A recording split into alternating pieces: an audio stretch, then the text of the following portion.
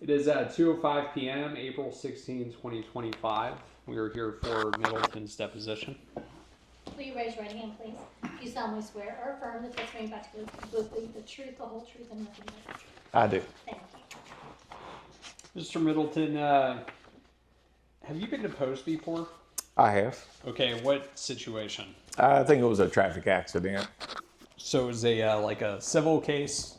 It was, yes, sir. Okay, were you? What was your involvement in that case? I was just a backup officer. I wasn't the main investigator on it.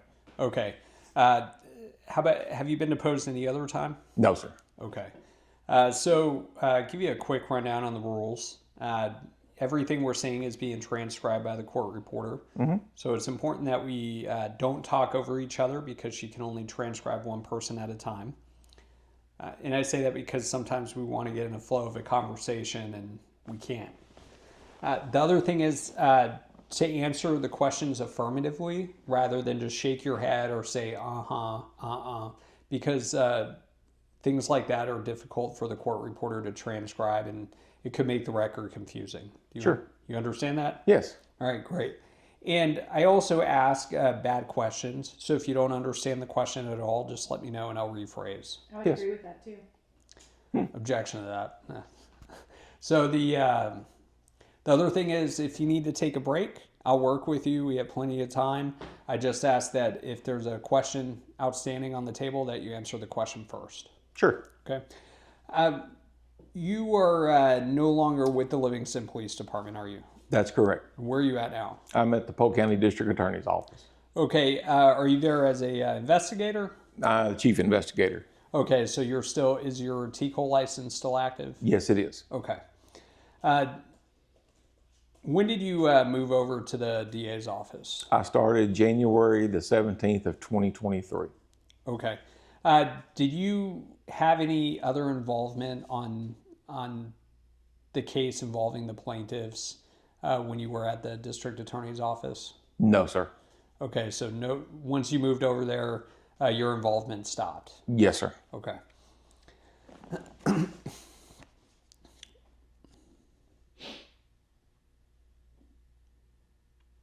Was that a voluntary transition for you to go to the district attorney's office? Yes, sir. I was getting ready to retire from the police department anyway, and a new DA was elected, and she had came to me about going to work for her, and that's how I ended up going to work at the DA's office. Okay.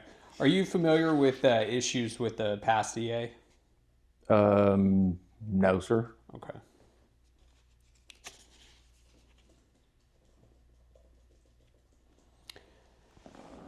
How long had you been a licensed peace officer? Since 1994. Okay. And so you have, I imagine you've written plenty of arrest warrant affidavits? Yes, sir. Okay. When you were with the Livingston Police Department in 2022, what was your primary role? It's just detective. Okay. In your role as a detective, what were your duties? Anywhere from assisting patrol if we needed to fill in to help patrol, and my main job was to investigate cases that I got assigned to from our lieutenant. Okay, would you determine whether or not, okay, so you were assigned cases from your lieutenant? Yes. Okay, you would not, if a patrol officer prepared a report on an incident, would that go to you? No, sir. Those go to the lieutenant first, and he distributes the cases out on Monday mornings to everybody. Okay. And the reason I ask is because there was testimony from Sergeant Bogany who said his reports would go to a detective, and then Detective Barker testified that he would get those reports and investigate them as he saw fit. Well, that's correct. They're in the mornings when the girls get to the office, they make copies of all the offense reports that the patrol officers did over the weekend. And those would go to the lieutenant. Then the lieutenant would go through there and he would email each detective a list of your cases that you got assigned for that week from the weekend. Okay, would these emails be based on, would it be like a list of case numbers? Case numbers, yes, sir. Okay. Is that how you received the case concerning the plaintiffs? Yes, sir. It was just buried in a list of case numbers? Yes, sir. was there any other meeting or anything you had? No, sir. Okay. You didn't have a meeting with the lieutenant or Chief Parrish about it? Not till later on later that morning, we did. Okay, so you would have gotten assigned the case. The incident occurred February 4th, which was a Friday. The case, you would have been assigned that following Monday or Tuesday? Would have been that Monday, yes, sir. Okay. Now, when you are assigned cases, are you given discretion on what to charge? No, sir. No, you're told what to charge? Well, it's when you say discretion, is it you're talking about my discretion, or is it somebody else's discretion whether or not what to charge that person with? Your discretion. Yeah, of course it is. It's based off the facts of what that report was related to at the time. Okay, and then your job is also to investigate the information or the case, right? If it needs to be further investigated, correct. Okay. Not all cases needed to be further investigated. Some of them were already cleared by arrest. Okay.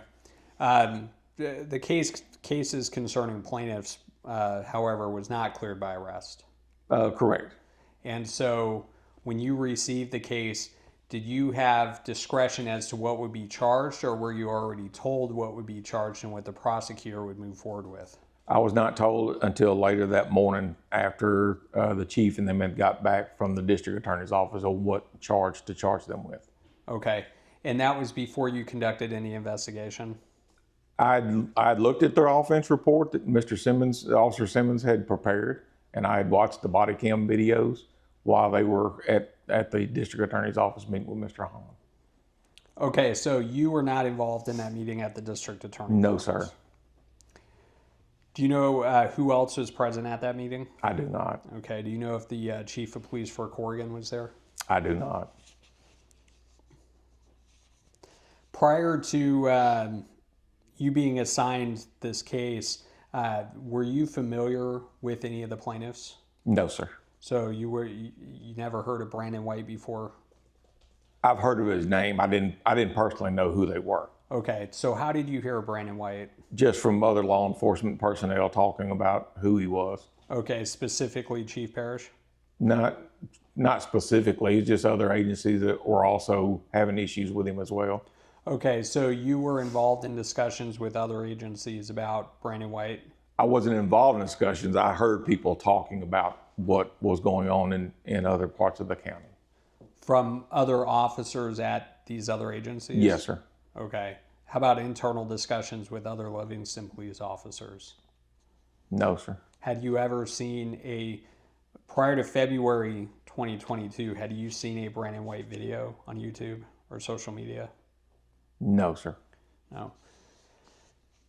Do you recall Chief Parrish making any statements to you or other officers concerning people who film police officers? Yes, sir. Okay, what would you say about that? I believe that Brandon White had come through the back parking lot of the police department where we park all of our personal vehicles and patrol vehicles, and had been filming patrol cars and whatnot. And I believe that they actually had signs made and erected that was not for public access because of the stuff that Brandon was doing. Okay, that was at the Livingston Police Department? Yes, sir. Okay, so prior to those signs going up, Brandon White would be back there filming. Yes, sir. And then in response, there was a decision made to turn that parking lot into a private, like a restricted area? Yes, sir. Okay, who made that decision? That I don't know. Was it the police chief? I don't know. Okay, do you know if so just one day it's there, the signs are there? Yes. Okay. And the chief made statements that this was in response to Brandon White or people filming? I don't remember his exact response. I know it had to do with Brandon White. Okay. And this was before February 2022? Yes. Okay. Did he make any other statements at all? No, sir. Okay. How about, were there any statements made by the chief or lieutenant or any of your supervisors concerning auditors? Do you understand that term? Yes, sir. Okay, so were there any statements made by your leadership concerning auditors prior to February 2022? Not to my knowledge, no, sir. Okay. What do you understand an auditor to be? I'm assuming that it would probably be somebody what they were doing was out filming police officers and stuff using their cellular devices. Okay. Do you see that as criminal activity? It could lead to criminal activity.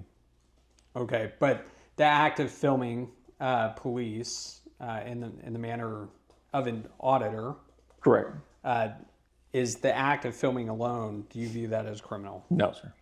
Okay. Have you received, when you were with Livingston Police Department, did you receive any training or guidance or instruction concerning auditors in filming police activity? No, sir. Okay. So what was your understanding of how you were to respond in the event someone was filming Livingston police officer? I never was advised of any information like that on how to respond. Okay.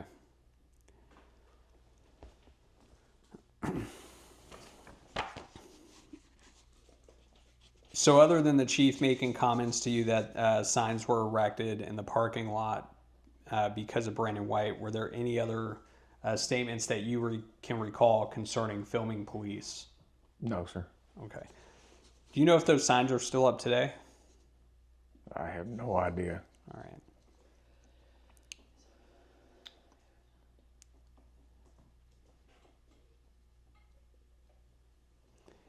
Were you aware of whether the Livingston Police Department considered auditing a concern at the time in February of 2022? No, sir. Okay. And what's your understanding of a sovereign citizen? Somebody that thinks maybe the Texas rules and laws don't apply to them. Okay. Do you consider people who cop watch similar to sovereign citizens?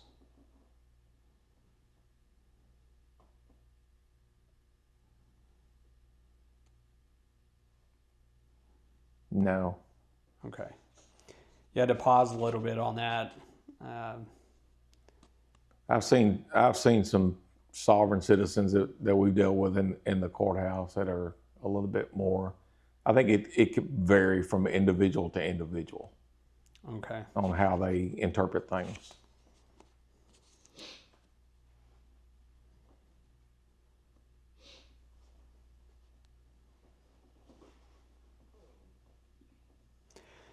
Were you aware of any of the plaintiff's social media activities or YouTube channels prior to you being assigned the case in February of 2022?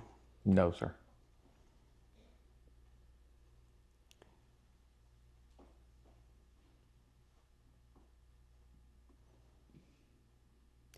You mentioned you may have seen a video or two of Brandon White prior to February 2022. Do you recall what video or how you would have seen that? Prior to? Yeah, prior to. I think you said other officers mentioned in passing. Did you ever see one of his videos? It would have been on somebody else's phone. It wouldn't have been on none of my personal devices or computers or anything. Because I'm not on social media like that. Okay, so you would have probably just seen something in passing. Sure. Okay.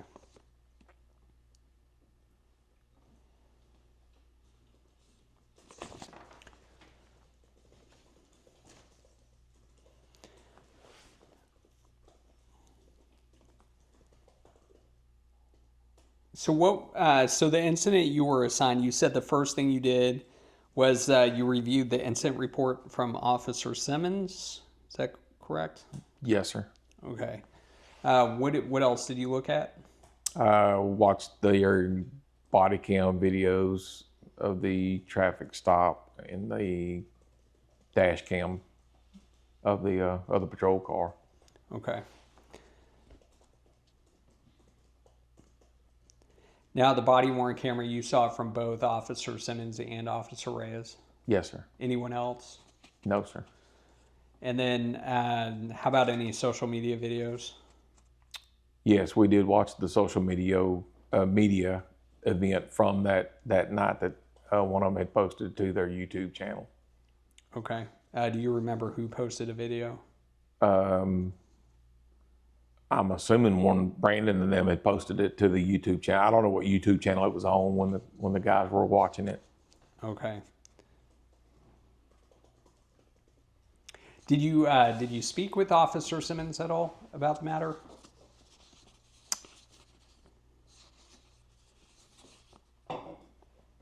I don't recall speaking to Officer Simmons because I think he was off that Monday, if my memory serves me correct.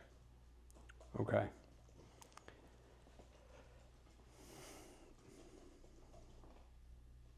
So you don't know what it went into Officer Simmons' decision to release the plaintiffs from the traffic stop? No, sir.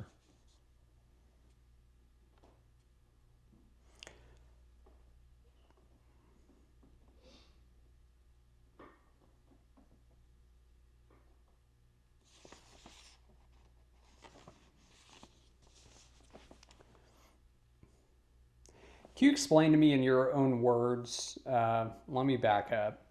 What did you charge the plaintiffs with in this case? I was informed to charge them with engaging in an organized criminal activity for obstruction and retaliation. Okay, who informed you to charge that? The chief of police. Okay, and does the chief of police normally inform you what to charge individuals with? No. And when he told you that, did you go and look up the elements for the crime, or what did you do? We have a charging manual it's a standard state of Texas charging manual that's got the elements in it. Okay, and it gives you like proposed language on how to write it? Yes, sir. Okay.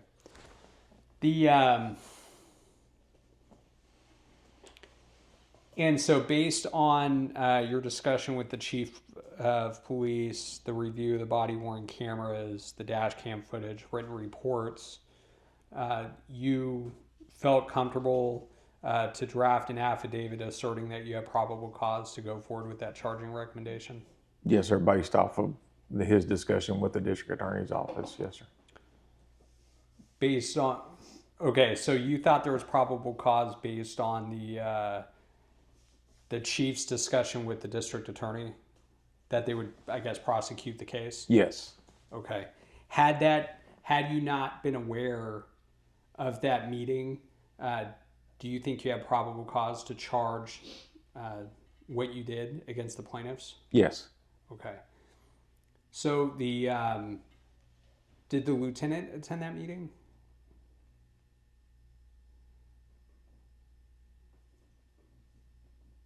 Honestly, I don't remember if he did, and I don't recall. Okay.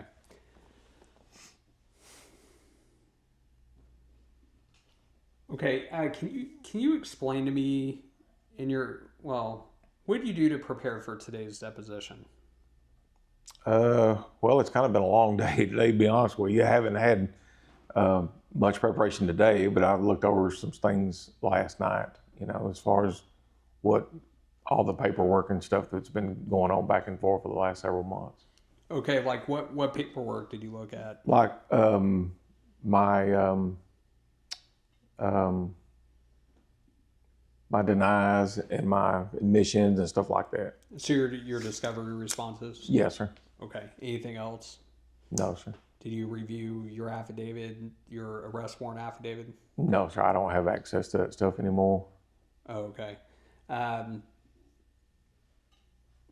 Okay. Did you watch any videos? No, sir. Did you speak with any other defendants in the case? No, sir. So in your own words, can you explain to me what engaging in an organized criminal activity means in Texas? Objection form. I couldn't. It's been so long since I've looked at the definition of the penal code. Well, and I'm not asking you the penal code. I'm wondering, in your own words, what is your understanding of it? Objection form. You have 3 or more persons that's involved in the commission of a crime. So there's got to be an underlying criminal, I guess, offense Yes, sir. Okay. So what did you understand the underlying criminal offense was that plaintiffs were engaged in? The stalking and threatening of the police officers. Okay. And that was based on your review of the incident reports and videos? Yes, sir. Okay. Did you ever get a search warrant in this case? No, sir. Okay. Were you aware that some of the plaintiffs' cell phones were seized? I was not aware. No, sir. Okay. So you don't know if... so once you did the affidavits and got the arrest warrants, what was your involvement in the case after all of that? I didn't have any involvement with the case after I got the arrest warrant and affidavit signed by the judge. Okay, so you got the case on Monday, Mm-hmm. and then you reviewed the information that was available to you, right? Yes. And then you talked to the chief when he came back from the DA's meeting, Yes. and then a couple hours later you were in front of the judge getting a arrest warrant signed. Yes. Okay.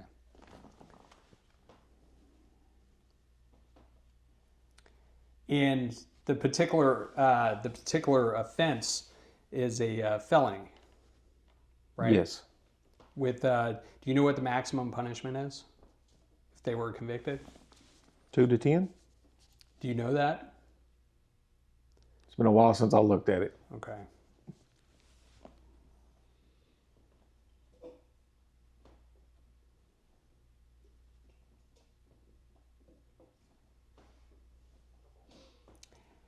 Had you arrested or had you charged anybody previously for engaging in organized criminal activity? Related to these defendants or anybody? Prior to February 2022, had you charged anybody with that same offense before? Yes. Okay, what circumstances? It was a theft ring. They were stealing ATVs and motor vehicles. Okay, so there was actual like theft involved? Yes. Okay, any other circumstance? Not that I can just think off the top of my head. Okay. How long did that theft investigation last before you charged them? They were arrested that night, and we'd already had them identified. So, I mean, it went like in the next day or two, we had everything we needed to meet the elements. Okay, but was there a prolonged investigation? It had been leading up to that, yes, sir. Okay. How long was that investigation about? Probably about 2 or 3 days. Okay.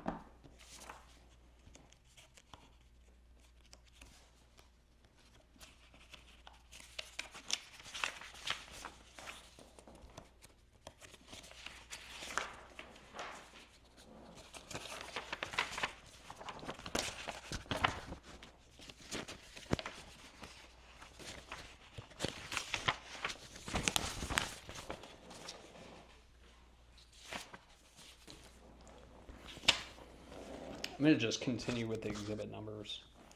So I'm going to mark as exhibit 4 what's Bates labeled as defendants 62 and 63.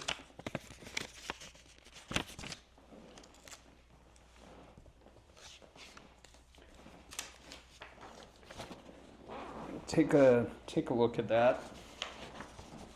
I'll represent, it's the arrest affidavit for Matthew Rankin. Yes, sir. You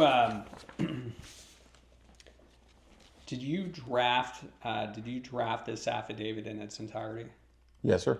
Okay, or did you use a template for any portion of it? The complaint header up here is the template from the State of Texas Charging Manual.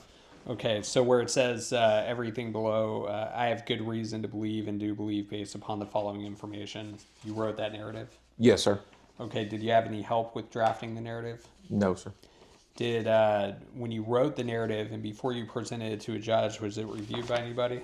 No, sir.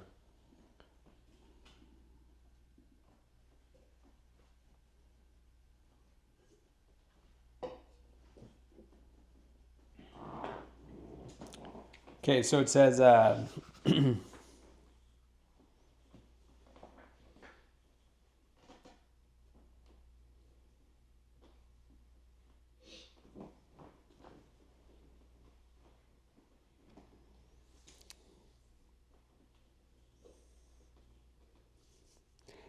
so it says in here that, let me see, 1, 2, 3, 4, 5, 6, 7, 8. 8 lines down in that paragraph. It says, nope, actually I went too far. Hold on, 1, 2, 3, 4, 5, 6. It says, affiant, on the 6th line down, affiant would show that Officer Chris Simmons, while on routine patrol and performing his law enforcement duties, observed a small 4-door blue car stalking him as he drove his marked patrol unit. Do you see that? Yes, sir. Okay. Where did you get the word stalking from?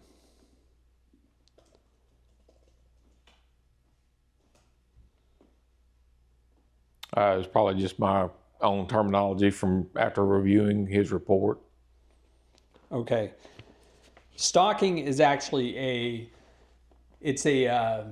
there is a Texas Penal Code offense for stalking, right? Yes. Okay, so did you intend to imply criminality by using the word or phrase stalking? Not implied. I just used the word stalking because based off of his report, when he said the car was driving around the convenience store, following him away from the convenience store, I used my own terminology there, using the word stalking. Okay, is that terminology that was discussed with the chief or the lieutenant? No, sir.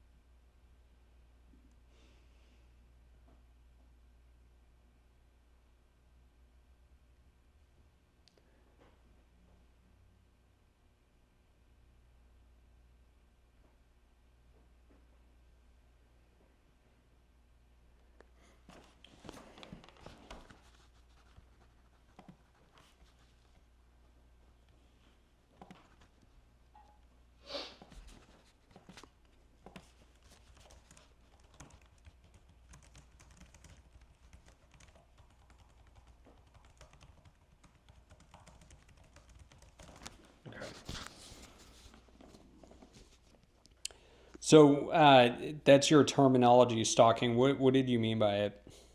Following. Okay. At the time you wrote this affidavit, was it your understanding that following a marked police vehicle in the public was against the law? Objection form. It's not against the law. Okay.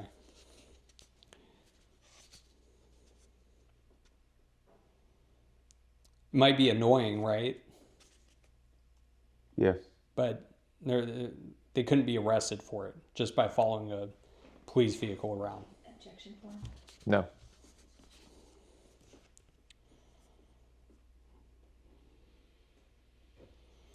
Okay, and then the next sentence, you wrote, affiant would show Officer Simmons stopped at a local convenience store and the vehicle stopped adjacent to his patrol vehicle in the parking lot.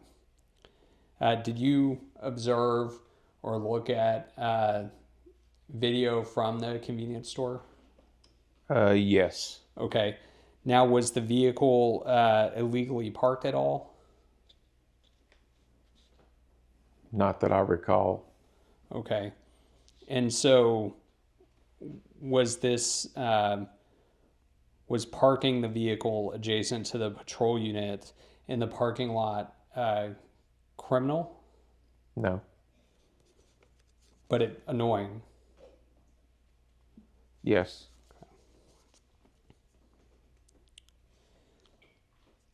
And then the next statement says, affiant would show Officer Simmons was concerned for his safety due to the recent killings and ambush of police officers while on duty. You see that? Yes. Where did you get that from? Just from news stories? Okay, did you speak to Officer Simmons about that? No, sir. Okay, are you aware of recent killings or ambushes of police officers in Livingston? Not in Livingston. No, sir. Okay. Was there any kind of, I know police departments, right, they usually receive some kind of like BOLO or intel reports of potential threats in the area, correct? Yes, sir. Were you aware at the time of Livingston police officers receiving any kind of situational awareness report of threats to police officers in the area? Not to my knowledge. Okay. So what specific articulable facts can you point to about the safety concern due to recent killings and ambush of police officers? I think at the trending time, it was a nationwide issue that was going on across the United States. Okay, like just a general concern? Sure. Okay.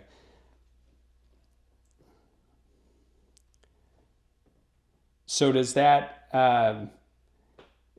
change the way that Livingston police officers perform their duties or interact with members of the public? I think it would change any police officer, just not Livingston police officers. Okay. But it, at least being more aware and acting with precaution, right? Yes. Right. Especially, would you agree that traffic stops in of themselves are probably one of the more dangerous things police officers can do? Absolutely. And so if there is a concern for safety, right, especially if it's a general concern, police officers anywhere probably shouldn't do traffic stops by themselves. Objection form. I mean, you look at it depends on the population and the size of the agencies. Okay. But by the time you're writing this affidavit, you had already reviewed Simmons' body-worn camera. Yes, sir. And you reviewed his dash camera. Yes, sir. And you know that he went and approached the plaintiff's vehicle by himself. Yes, sir. And he didn't call in for backup. Correct. Okay. And he walked right up to the vehicle. Yes. And he started engaging in discussion with him. Yes. Okay. But you didn't put that anywhere in your affidavit, right? No, sir. Okay. So do you know for a fact that Officer Simmons was concerned for his safety due to recent killings in the nation?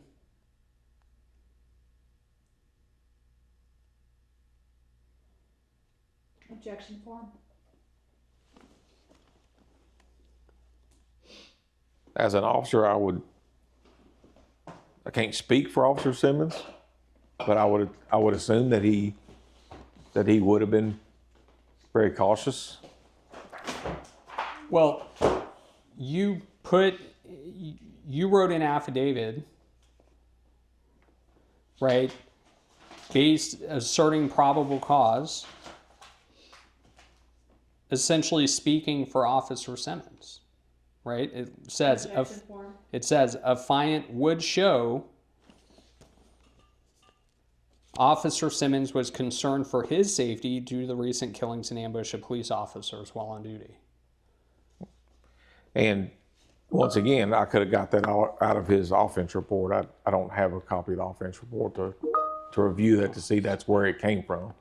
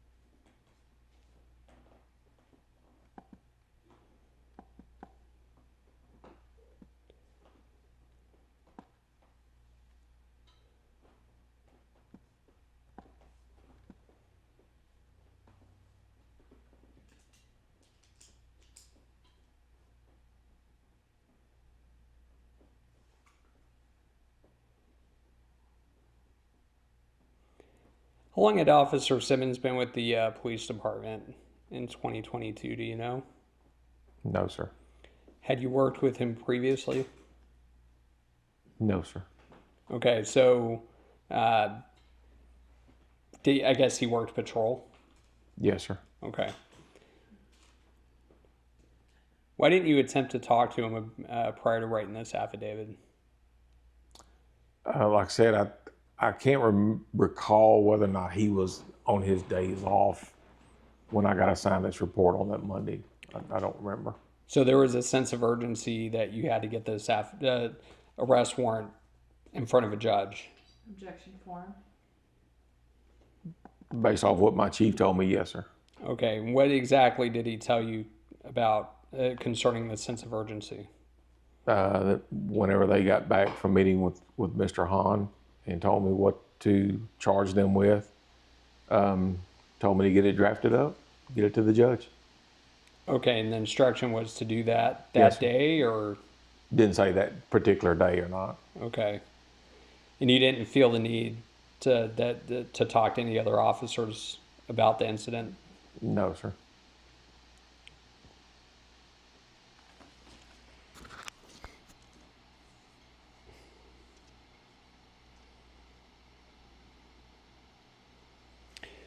Did you listen to any of the dispatch audio from that night? No, sir. So do you know if Simmons would have reported the plaintiffs being at the gas station? No, sir. Do you know? So you don't know if he would have reported that he was so concerned for his fear that he went into the gas station to get a soda? Yeah, I have no knowledge of that. Okay.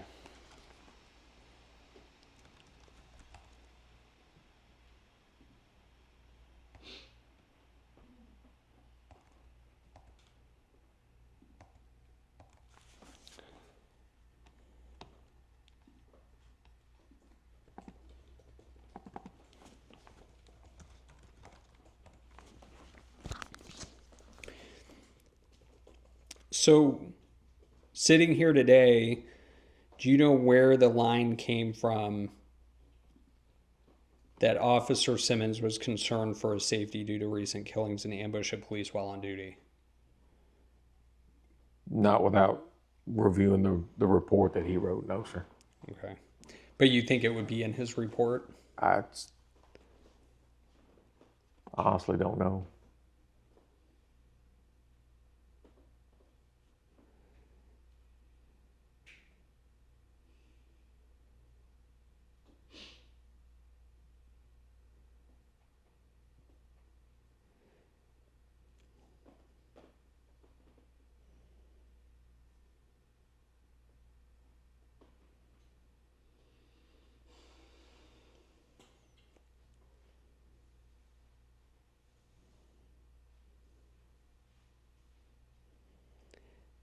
And I'm trying to look at the report real quick because I don't want to.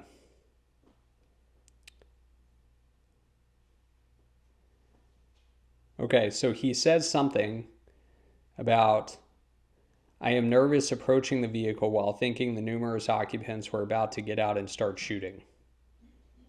I see that in there. Does that sound familiar? I mean, it's been quite a few years. I mean, if that's what's in the report, that's what's in the report. Okay. But we do know Officer Simmons did get out of his vehicle, right? Yes, sir. Once at the gas station, Yes, right? sir.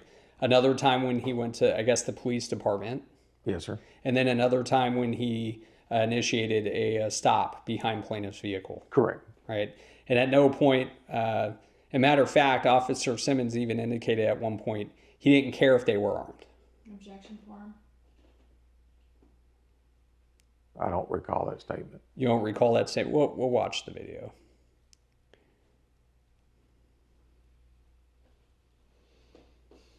Okay.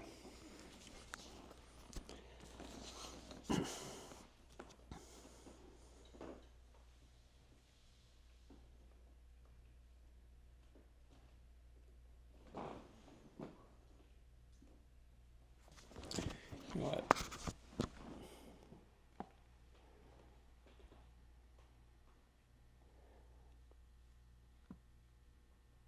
I only have you today, so I do want to give you an opportunity to review. Unfortunately, I don't have a copy of his report with me. I'm going to have to show you on the tablet here, unless you want to show.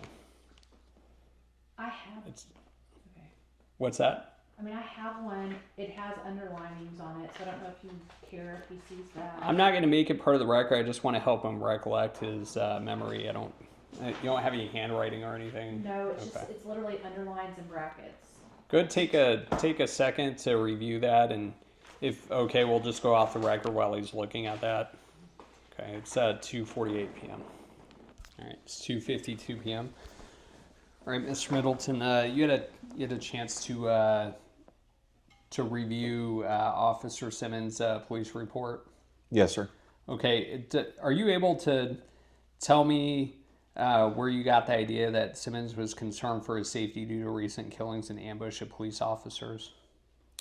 Basically, the way that he wrote in his report, how the blue card positioned itself in the tactical advantage, as if they were going to assault him.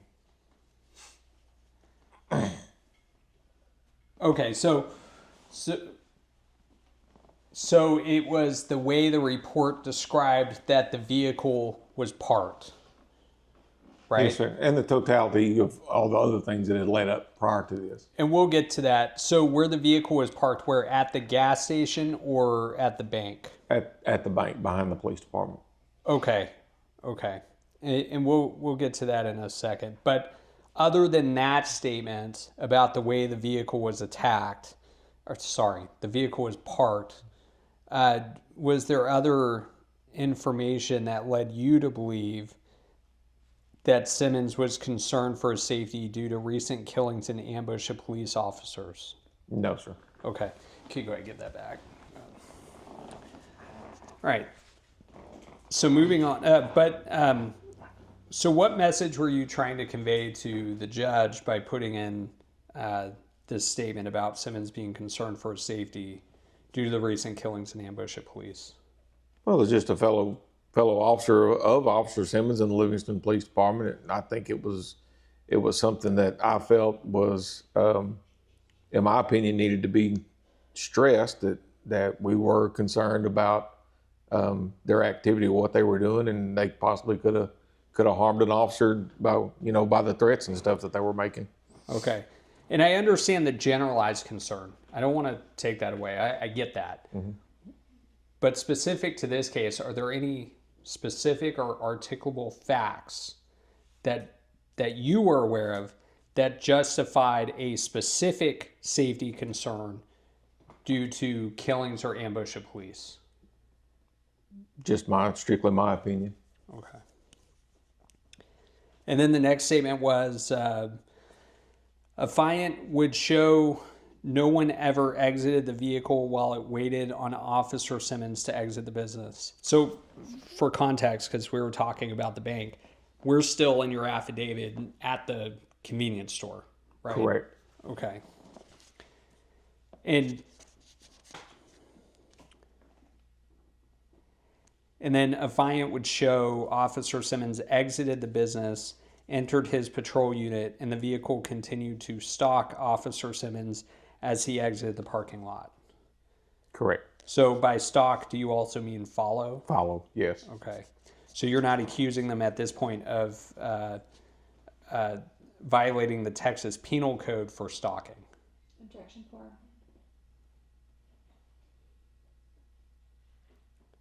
Well, in my terminology, stalking and following, it's pretty much the same thing. But you're using your terminology, not the Correct. Texas Penal Code Correct. terminology. Yes. Okay.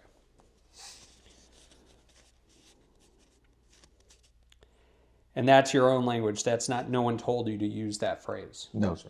Okay. And then your next statements. Affiant would show the suspect's vehicle later turned off a short time later. It was circling the police department while officers Simmons and Reyes were in the parking lot discussing the vehicle. You got that from I guess you got that from a review of the police reports? Yes, sir. Okay. Do you know what Simmons and Reyes were discussing in the parking lot? I believe Officer Simmons had wrote in the report that he had told Officer Reyes that was the vehicle that had been following him. Okay. And so, but as far as you're aware, is it against the law to circle a police department? No, sir. Okay. It could be suspicious, right? Sure. Okay. But it's not illegal. No, sir. Okay.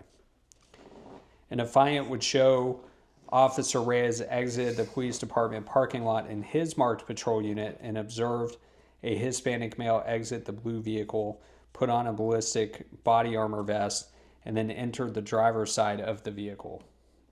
You see that? Yes, sir. Okay. Did you speak to Officer Reyes about his observations? No, sir. Not on that particular. I don't think it was that morning. I think it, or was it?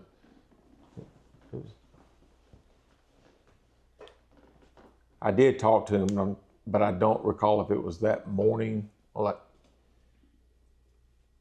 can't remember if he was working night shift or day shift at the time. I don't remember.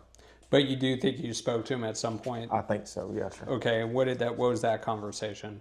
Just pretty much about what the encounter was that they had with him on that night. Okay, did you ask Reyes about his observations concerning a ballistic body armor vest? I don't recall. Okay, and this would have been after you submitted the affidavit to a judge, this meeting with Reyes?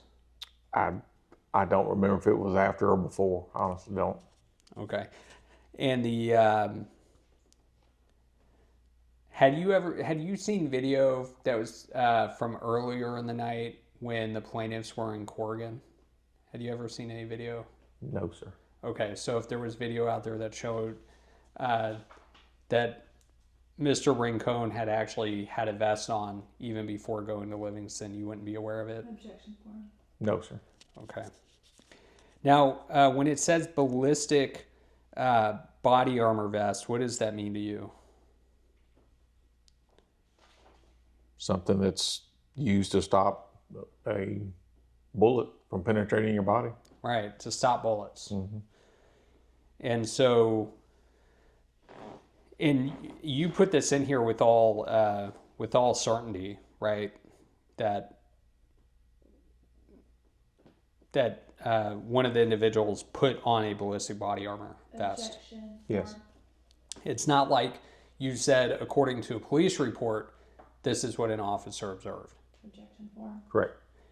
And so, and you watched the video as well, right? Yes. Simmons body worn camera. Yes. Okay. Is it your opinion, based on reviewing that video, that it was in fact a ballistic vest? From what I saw in his body cam video, yes. Okay. Do you know what a load-bearing vest is? No. Okay. So according to what you saw in the video, it appeared to be a ballistic vest because why?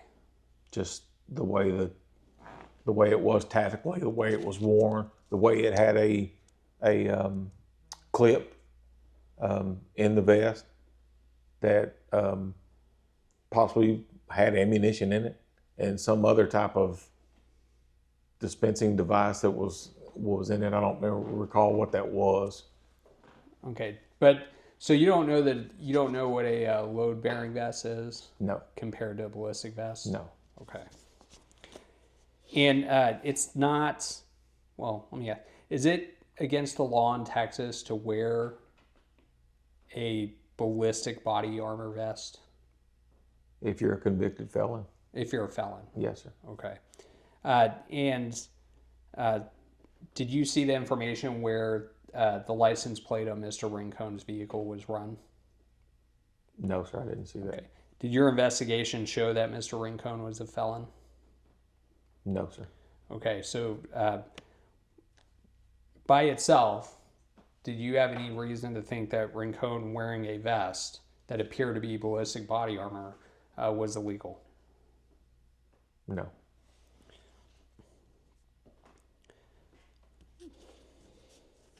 And when Reyes made these observations, do you know if he had his dash cam activated?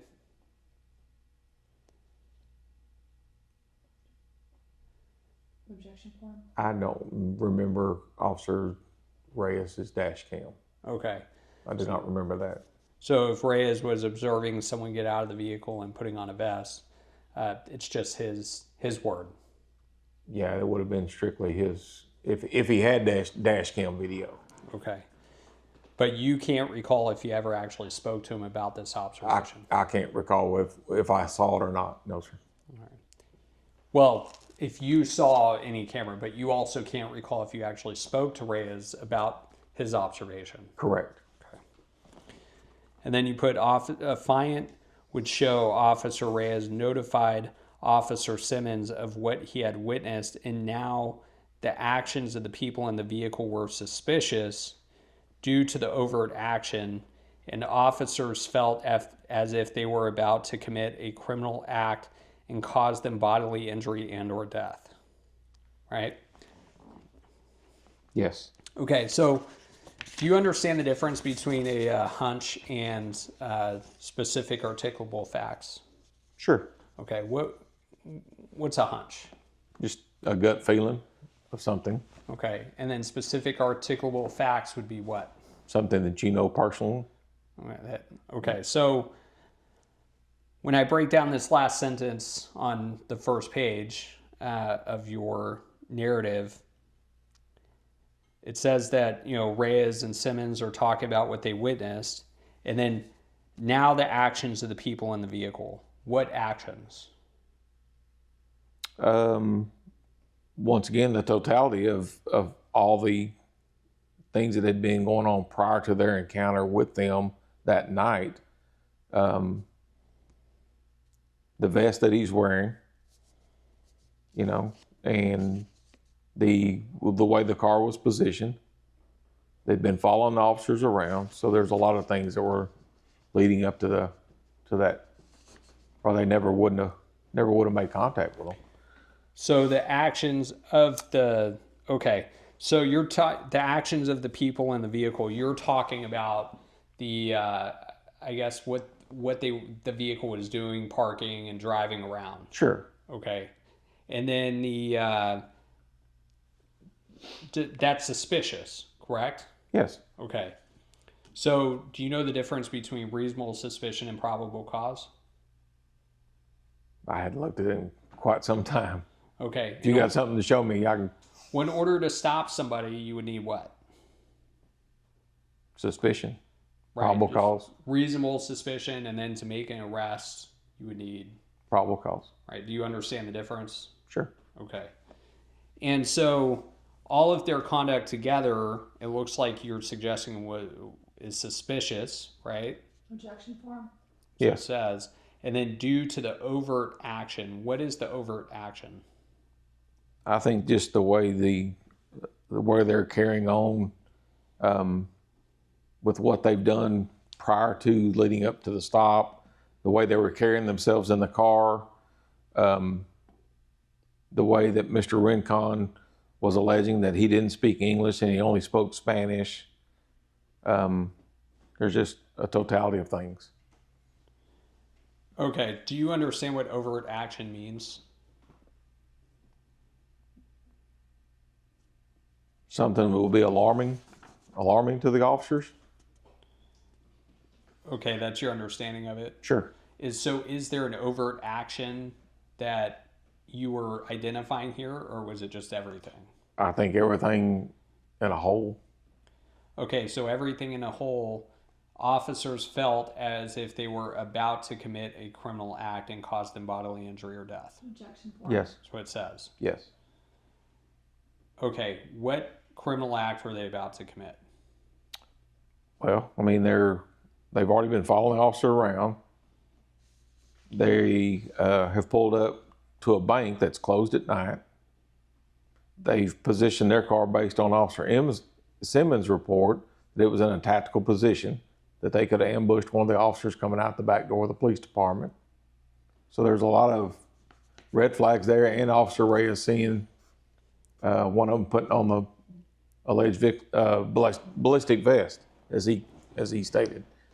So so what we talked about so far in your narrative, there's nothing about vehicle parked in a tactical position, correct?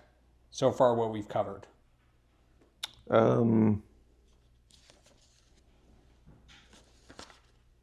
think it was in Officer Simmons' report. But on your affidavit, there's nothing mentioned about. Oh, no, sir, not on my affidavit. No, sir. Okay, and so when you watch the video, the vehicle was parked in a parking spot at the bank, correct? Yes. And the bank parking lot was open to the public. Objection form. Yes. There was no gates or fences or barriers to keep people out No, of it. sir. And so a matter of fact, the parking lot in that bank actually has vehicles parking diagonally, right? That's where the lines are. Yes. Okay. So what is your understanding of how the vehicle parked tactically? If I recall correctly, the part of the parking lot where they were actually parked, the cars are supposed to be parked this way, and their car was parked this way. Okay, so do you know if the vehicle was parked in the lines of the parking lot or not? I don't recall if it was or not. Okay, we'll cover that in the video. Okay, so what criminal act, right? Because remember, we're not talking, I don't want to know about hunch or reasonable suspicion or what. I want to know probable cause. What criminal act, based on your investigation and your affidavit, what criminal act were the plaintiffs about to commit? Objection form. It's just the attempt of threatening the officers By driving around? by driving around, and like I said earlier, the totality of all the other circumstances leading up to this.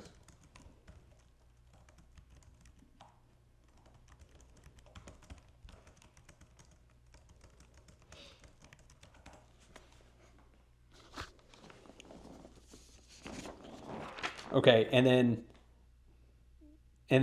cause them bodily injury and or death. What specific articulable facts do you have that the plaintiffs were going to cause the officers bodily injury or death? Well, they could have had weapons in the car. You know, that was never discovered if they had them or not, but they could have had weapons in the car. So is having a weapon in a car? I want to get the lines of. There's a difference between reasonable suspicion and probable cause, right? So I'm trying to understand. You're presenting a probable cause affidavit, telling a judge that there are specific articulable facts, and your last statement on the first page is that the officers felt as if they were going to commit a criminal act and cause them bodily injury and or death. I'm not talking about hunches. I want to know, what is your understanding of the specific articulable facts that my clients were going to cause bodily injury or death? Objection form.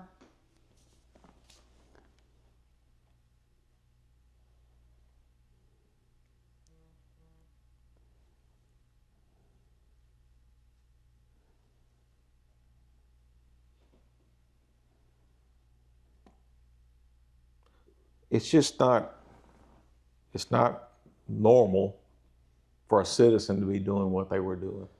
I'm not asking about normal. I'm asking about, I get it.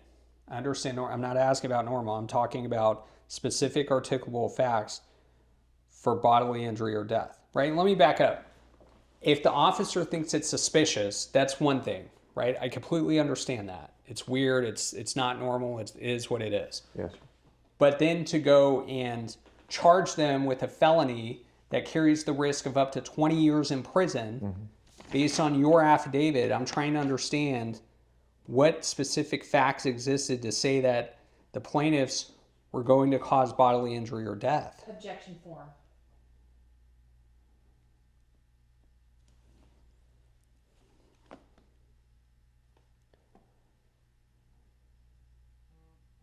It's just the pure threat of them following the police officers around in their totality of their actions of what they were doing that night. That if they wouldn't have stopped them, when would it have stopped? Okay, and then Officer Simmons lets them go, right? He doesn't arrest them. Yes. Did they go and commit a crime after that? Objection form. Not to my knowledge. Did they cause bodily injury or death? Objection form. No. Okay, and so you already testified earlier that following a police officer around in a marked cruiser around the public area was not a crime. Objection Correct. form. And are you aware of any of my clients making any verbal threats to your officers? Not that I'm aware of. Not to my recollection. Okay.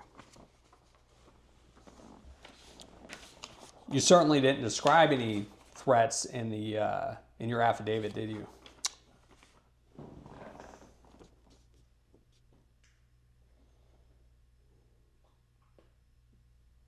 No.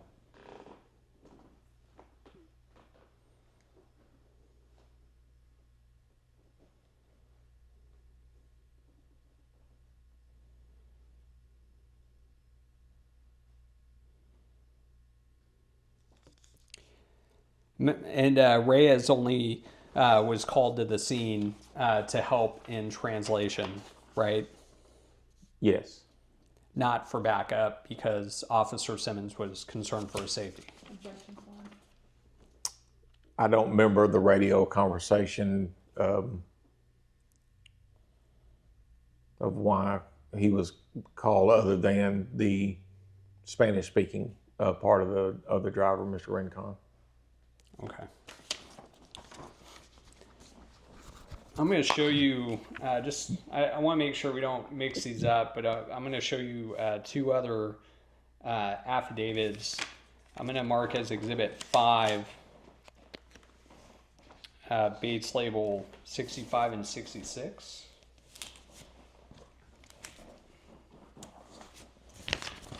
And this is going to be your affidavit written for Melanie Renee. It says McCrory, but we understand it's McCrory, who is known as Tremble. Okay.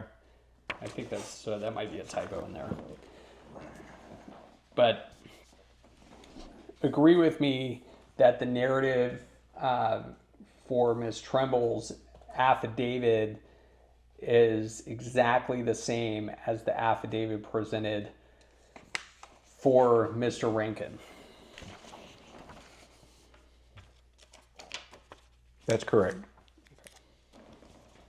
All right, and then I'm going to mark as Exhibit 6, Bates label Defendants 68 and 69, which is your affidavit written for Mr. White.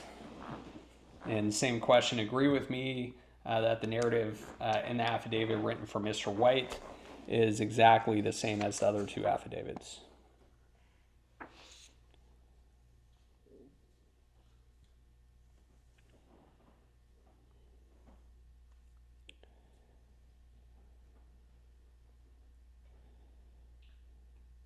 That's correct. Okay, so for organized criminal activity, you mentioned it previously, there's got to be some kind of combination, right? That the defendants were part of a combination. Objection form. Yes. Okay, is that your understanding? Yes. Okay. What specific evidence or facts did you have that plaintiffs cooperated in multiple criminal activities? Objection form.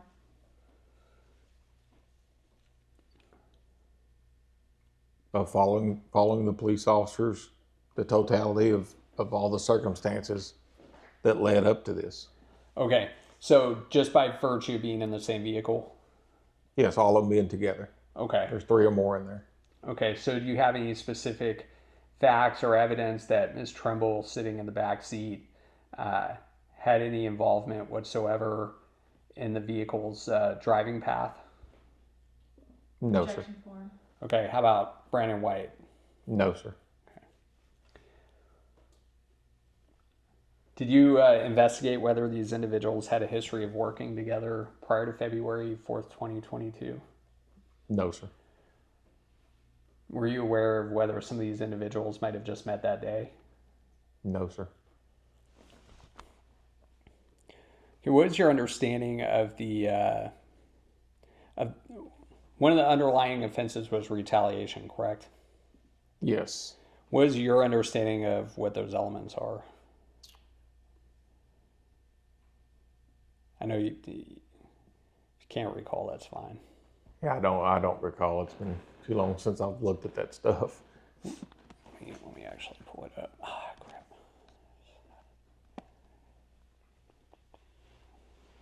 You doing okay?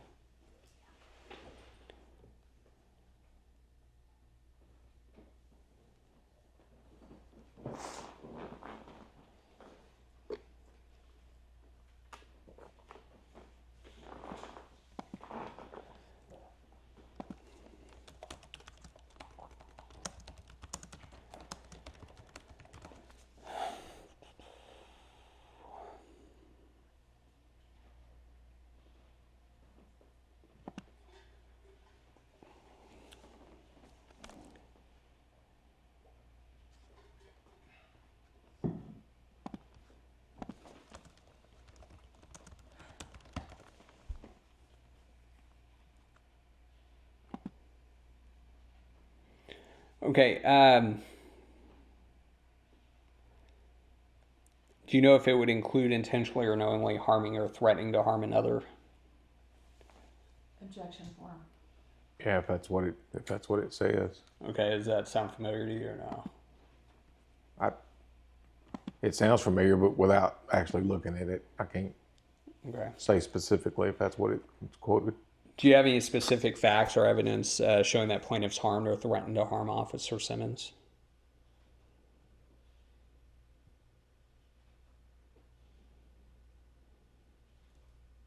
Threatening? Yes. What's the threat?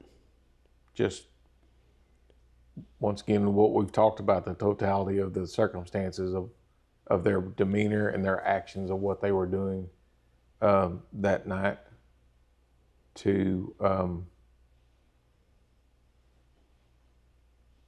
threaten them in some way, form, or fashion.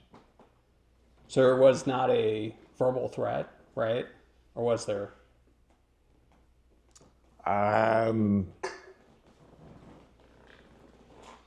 Not a verbal threat. I wouldn't say verbal. So the threat is by them following the officer around? Objection form. Yes. Okay. In my opinion. So when you were a patrol officer at one point, right? Yes. Okay, and you would follow people around? Yes. Okay, and you also wore ballistic body armor? No, not at the time. At any point in your career? Well, later on, it wasn't mandated or required. Okay. It was voluntarily. Okay. But you would have it on?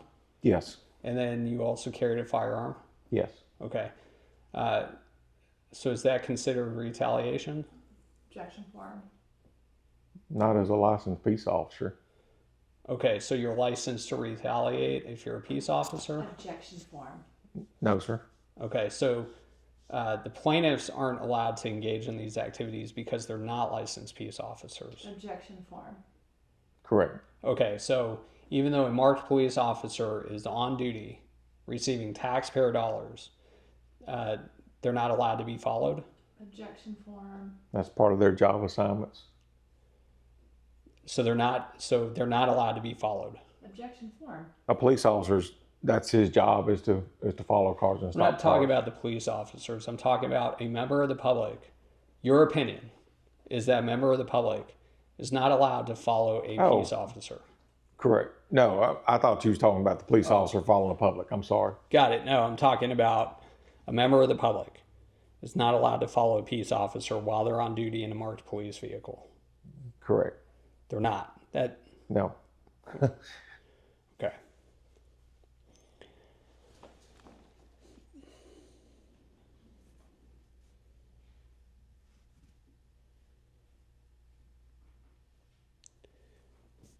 So, did Officer Simmons actually state in anything you've seen that he feared bodily injury or death? Not that I recall. Okay. Not just, and I'm not talking generalized fear. Like he said, hey, look, this, right? Because you know, for example, if someone pulls a firearm on you, right, that's a specific, hey, no crap, I'm in trouble. Yes. Okay. But are there any specific actions that the plaintiffs took where Simmons relayed to you that he was concerned that he was at risk of bodily injury or death? Objection form. No. And you'd agree with me that if he had a specific and articulable fear of bodily injury or death, he would not have approached the vehicle alone without calling for backup. Objection form. I can't speculate on his opinion on that. You can speculate the other way, though. Objection Right? form. You wrote in your affidavit that that there was fear of bodily injury or death. Isn't that speculating?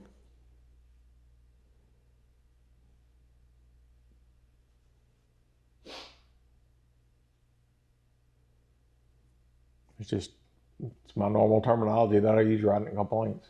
Okay. So, so what's a felony stop? I mean, related to what? I mean, Well, so when you execute a felony stop, do you know what I mean by that? yes. Okay, what do I mean by that? By, like, you're behind a stolen vehicle or something, you conduct a felony stop on the person that's operating the stolen vehicle. Okay, when you execute a felony stop, you're alerting dispatch that's a felony stop, right? Right. And you're probably calling in backup as well, If it's available. Correct. right? And you're also going to have your weapon drawn, Correct. right? And why, based on your training and experience, why would you have your weapon drawn on a felony stop? Because you don't know what that person's going to be doing in the car. Right, and you're concerned for your safety. Sure.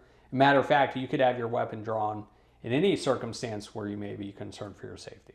Well, I'm just not concerned for my safety, but the bystanders that could be around, cars driving by or something. Right. General public.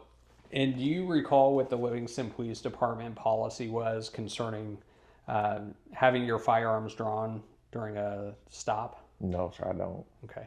Is there any restriction on it that you're aware of? I don't know. Okay. And do you recall if Simmons during this stop had his weapon drawn? Not that I recall.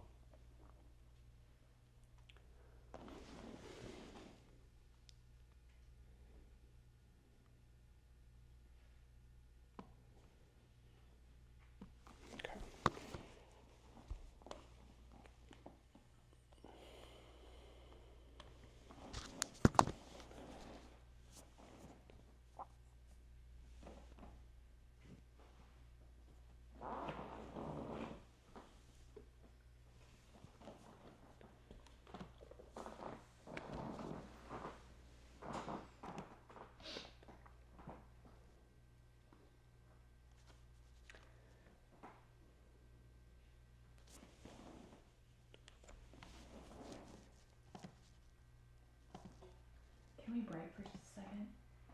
Yeah, 3:25 p.m. It is 3:31 p.m. resuming the deposition. Right, I'm going to show you what's been Bates labeled Defendants 295. It is Officer Simmons' dash cam video from February 4th, 2022. I'm going to start playing it from the 1 minute 45 second mark.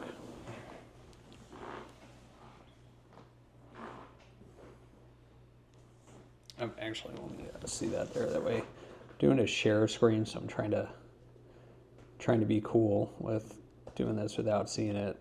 All right, here we go.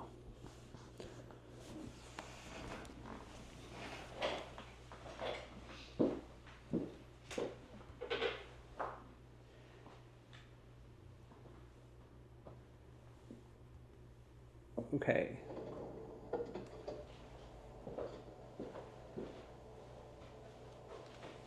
I'm going to stop it real quick. So I stopped it at 2 minutes, 8 seconds. Had you seen this video prior to today? Yes. Okay. Does it appear that the vehicle, Mr. Rincone's vehicle, is parked inside of the parking spot lines? Yes. Okay. Does it appear that he's parked illegally? No. Okay. Would you consider the way this vehicle is parked as tactical? No. Okay. I'm going to resume playing at 2 minutes and 8 seconds.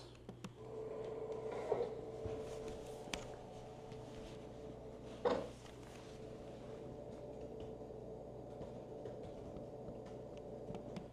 right. Stopping it at 2 minutes, 18 seconds. Do you see Officer Simmons there? I do. Okay. And you saw the way he approached the vehicle? Yes. Okay. He walked right up to it, right? Yes. Okay. Did it appear, based on your training and experience, that Officer Simmons was approaching the vehicle in a manner that suggested fear or safety? Objection form. I cannot see where his right hand is. I don't know if he has it on his duty weapon or not. All I can see is the flashlight in his left hand. Okay, so I'm going to back it up, and I want you to pay attention to where his right hand is, because for the record, his left hand is holding a flashlight, right? Correct. Okay. So I'm going to back it up to 2 minutes and 6 seconds and resume, and I want you to pay attention specifically to his right hand, Hold on okay? 1 second. Gribble, what Bates number is that? 295. 2 minutes and 6 seconds.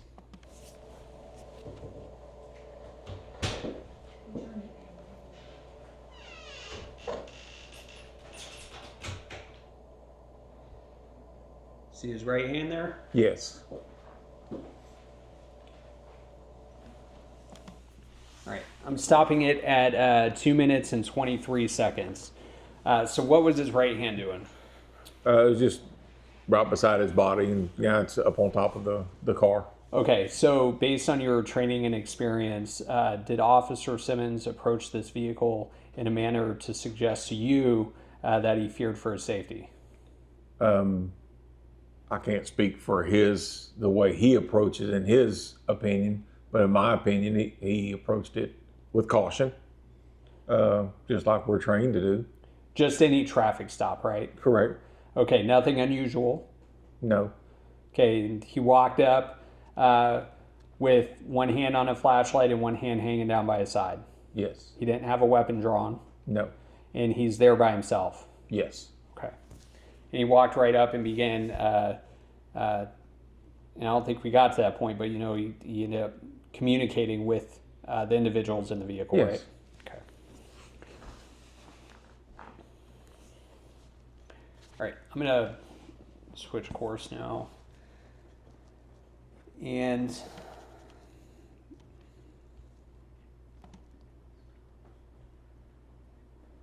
I'm now going to play Defendants 296, which is Officer Simmons' body-worn camera. And it's 17 minutes long. I'm just going to play it in its entirety because you would have seen it in the manner of before you prepared the affidavit, correct? Yes. Okay. So I'm going to play from the beginning all the way through. Bates label 296. And we don't hear audio in the beginning. I assume that's because when you turn it on, somehow there's like a delay. Right? Yes. Okay.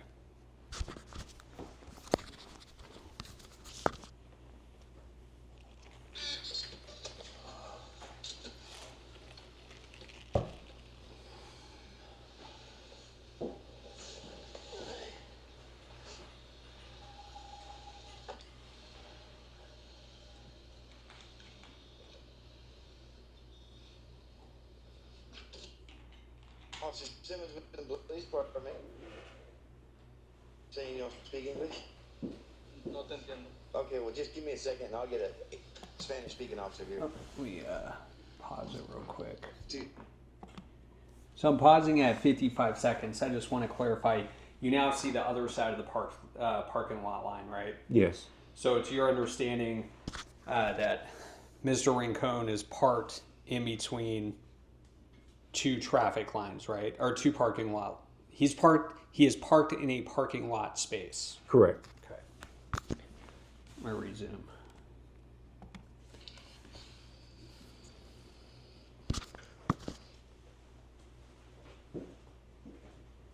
It hasn't started yet. It did, and it's there it goes. No understand. I think It's like buffering. I think that's Un from momento.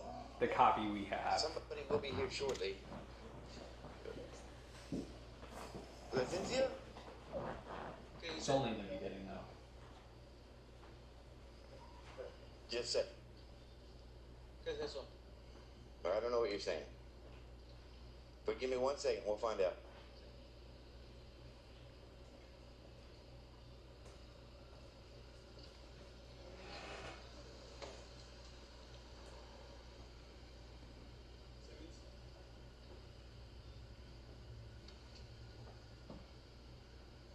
They say they don't speak English, so I'm trying to find out why they're here, what they're doing, why are they being suspicious. Hola, how you doing? ¿Cómo estás? Bien, ¿usted? Bien. No sé qué está haciendo el señor aquí.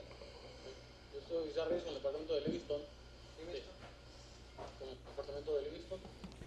So I'm gonna pause it at I guess they're recording. Do you have what's it? 2 minutes 15 seconds. You see Officer Reyes in the screen now? Yes. Okay, and what is he wearing? Looks like a uniform, badge, glasses, and Ski mask? some type of, I don't know if it's, I would call it a ski mask, something to help keep his head warm due to the climate, I would imagine. Okay, so is it in Livingston, does it get cold in February? Sure. Okay. So is it unusual for people to be wearing a mask over their face? It wouldn't be for our officers. Okay. How about people in the public? Over their face, I would say probably that's not something that's common that they wear it over their faces, but they wear toboggans and stuff on their heads. Okay, so it's not unusual for a Livingston police officer in Livingston in February to wear a face covering, but it could be unusual if a member of the public does it. That's Sure. Objection form. Okay.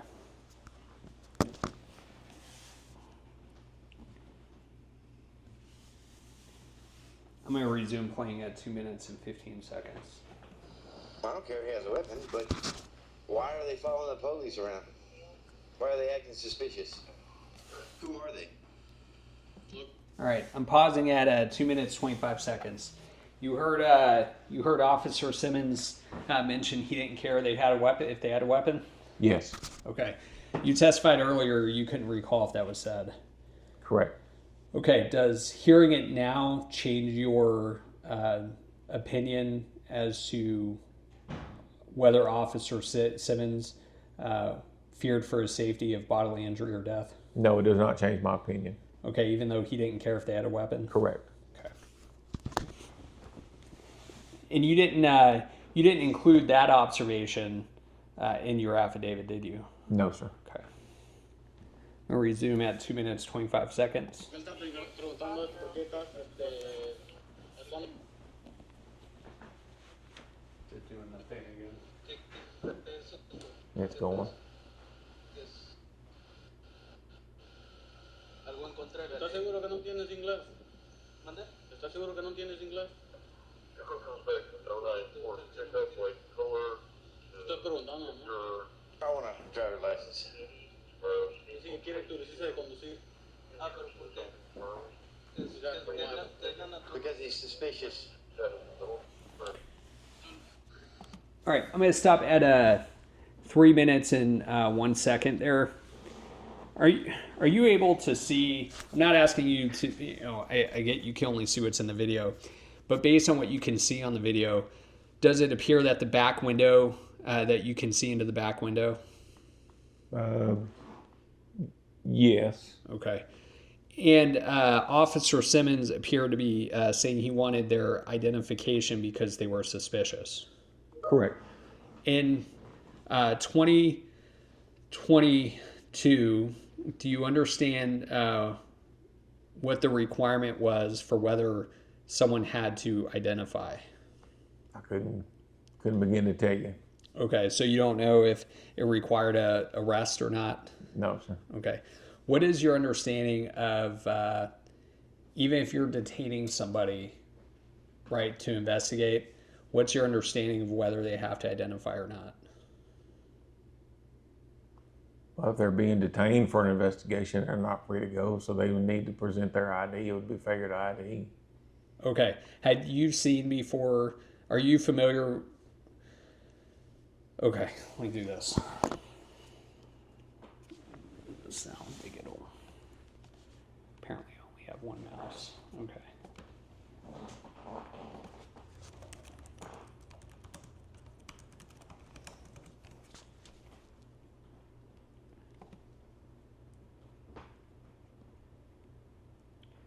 Are you familiar with the Texas Penal Code 38.02, which is failure to ID? No, I'm sorry, no. Okay. So it states a person commits an offense if he intentionally refuses to give his name, residence address, or date of birth to a peace officer who has lawfully arrested the person and requested identification. Does that make sense? Objection form.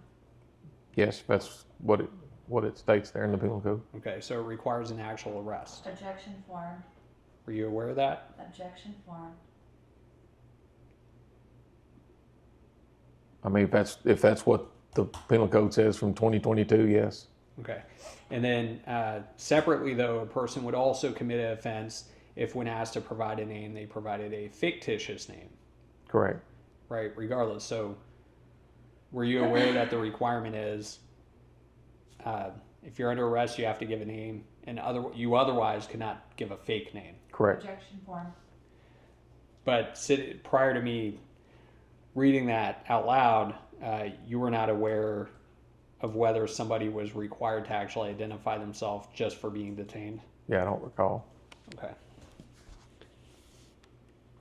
And as far as you know, none of the plaintiffs were actually charged with failure to identify. That's correct. Okay. All right, I'm going to resume playing at 3:01. Stop anybody that's that.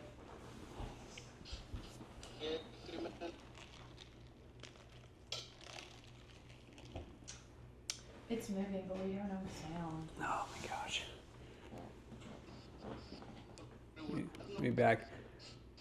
It's like it's buffering. I don't know what's going on. Let me do this. I actually have it on the device. Let me play it that way.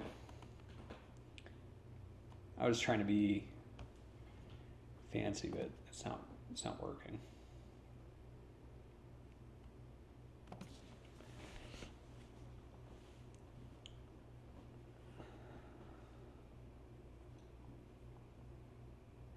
It said 296, right? Yes, sir. And then I'm gonna resume it from 3 minutes for Stop 3 anybody minutes that's 2 seconds. Crimen por regular no te tiene ahorita no das nada. De hecho, por regular a mí una asumiendo que tengo yo armas de fuego. Estoy mirando balas. ¿Y la bala es un arma de fuego? No, te pregunté cuando yo hablé contigo que tienes arma de fuego, no me contestaste. Pues es que no contesto. Normalmente no tiene balas, voy a asumir, ¿no? Ni siquiera cerca. What are we saying? ¿Para qué tienes una magazine con? So I'm telling him not to move his hands like that if he doesn't have a gun. Obviously he has ammo, so it's indicated. So what's going on? What do you want to do? This law says if you're acting suspicious in a suspicious place, I can ID you, I can stop you, I can find you out what you're doing. So that's what I want to know. What are you doing? ¿Qué haces? Pues estoy estacionado. Okay. Él dice el que te paró porque estás sospechoso, dando vueltas. Por favor. Sospechoso te puede parar y buscar qué está pasando. Pero cometí un crimen, un delito. Él te indica tonos sospechosos. Escúchame, ¿cometí algún delito? Yo no miré, yo no sé por qué él te paró. Bueno, pregúntale. Ya le pregunté y él te está diciendo que estás tan sospechoso. ¿Okay? El intérprete. Okay. Comunícale. Give me a license or get out of the car. Dice el que le dé la licencia o salte del vehículo. ¿Y por qué me voy a salir del vehículo? Tienes que dar la licencia, es lo que te está pidiendo. Pero, ¿por qué me detuvo? He's saying, why are you here? I just told him he's suspicious. Step out of the vehicle or give me your license. One of the two. Which one are you going to do? Right now you're failing to ID, so I'm about to arrest you for that. Hey, jackass, ever heard of 3802, you dumb fuck? Hey, so again, give me a driver's license. Give me a driver's license or step out of the vehicle. All right, so step out of the vehicle. So you're Hey, about to commit a felony.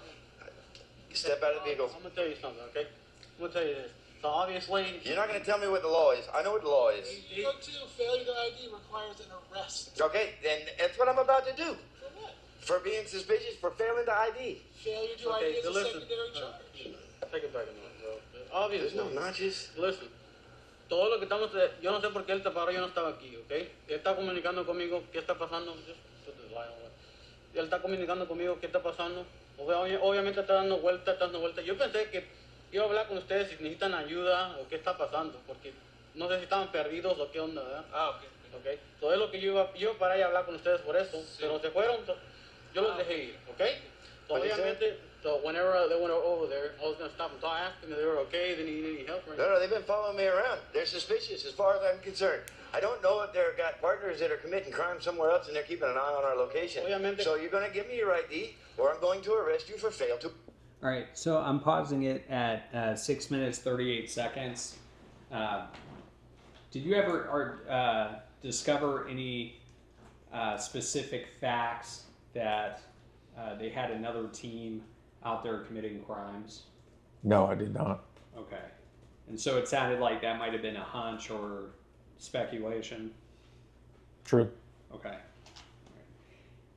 And I'm also going to mention as well, Reyes, from what you can tell, Officer Reyes, he didn't have his weapon drawn or anything either, right? Correct. Okay. May I resume playing? ID. And you're going to go to an FBI federal... And that's fine. You're going to be committing a federal felony. Okay, so you're either going to do it or that's what's going to happen. Class A misdemeanor. Tiene licencia de conducción. So, you're only committing a Class A state misdemeanor and a federal felony. Okay. That's what's at jeopardy for you, sir. Okay. You are in jeopardy. Okay. So are you of going to jail right now if the driver doesn't ID. Creo que no tengo el derecho de presentarme. Hey guys, this is he's saying, Livingston, okay, Texas. so I'm asking this, Livingston, okay? Texas. So I'm asking this. Te voy a preguntar esto, ok. Entonces todo está bien, nomás andan grabando y es todo lo que están haciendo, ¿verdad? Pues yo nomás estoy manejando, conociendo la ciudad. That's sincere. Entiendo, pero si tú estás manejando y estás grabando, si tú estás conduciendo un vehículo, no tienes que estar grabando. Yo no te miré grabando. Él está grabando, ellos están grabando. Pero cuando ustedes pasaron, dice que tú estabas grabando, ¿ok? Tú tienes que estar conduciendo el vehículo, tienes que estar manejando, ¿ok?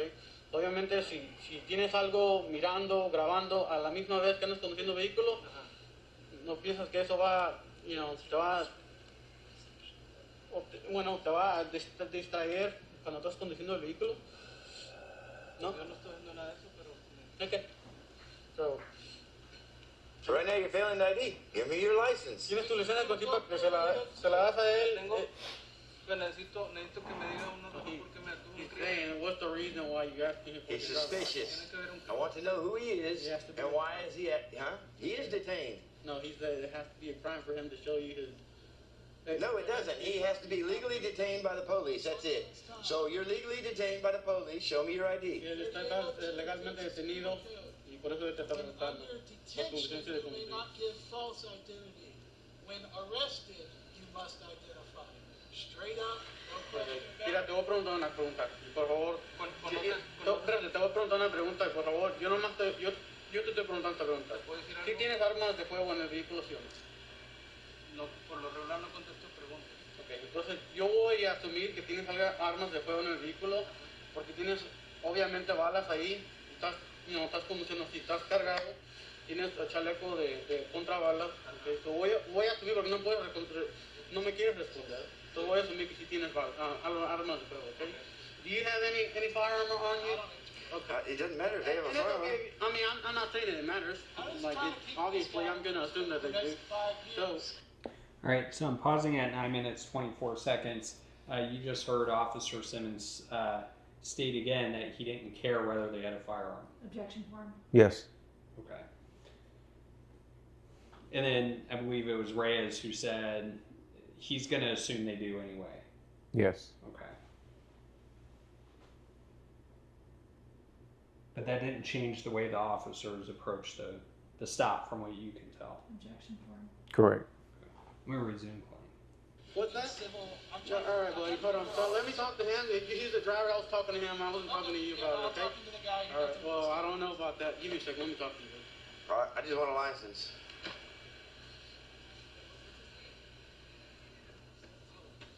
Officer Simmons. Earlier, I think it was earlier. Yeah, it was earlier. They were over there on Bank Street. They've been following me around all night. I just remember. And we're on Bank Street. And it's like these two back here. And I think they got one. And Ronnie and Scott Dillon. And they're that American First thing Okay, with Mr. White over there. sure. And, obviously, that's what they're doing. They're doing the purpose, trying to fool you, drone you in.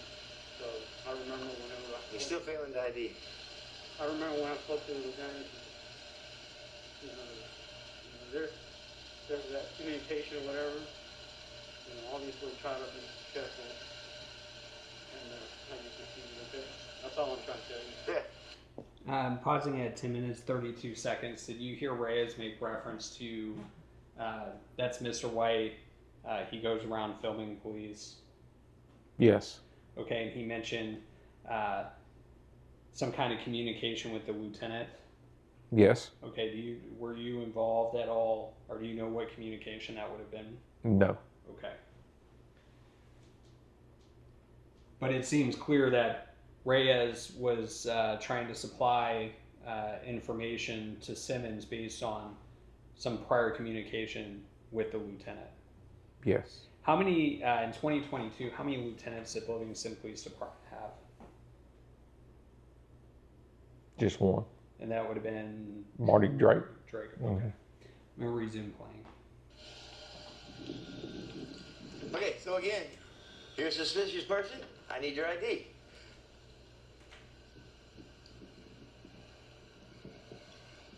Tito. What's in Tito? You're gonna waste the next 5 years of your life in court, bro. Are you going to give me your license or I'm going to arrest you for failed ID?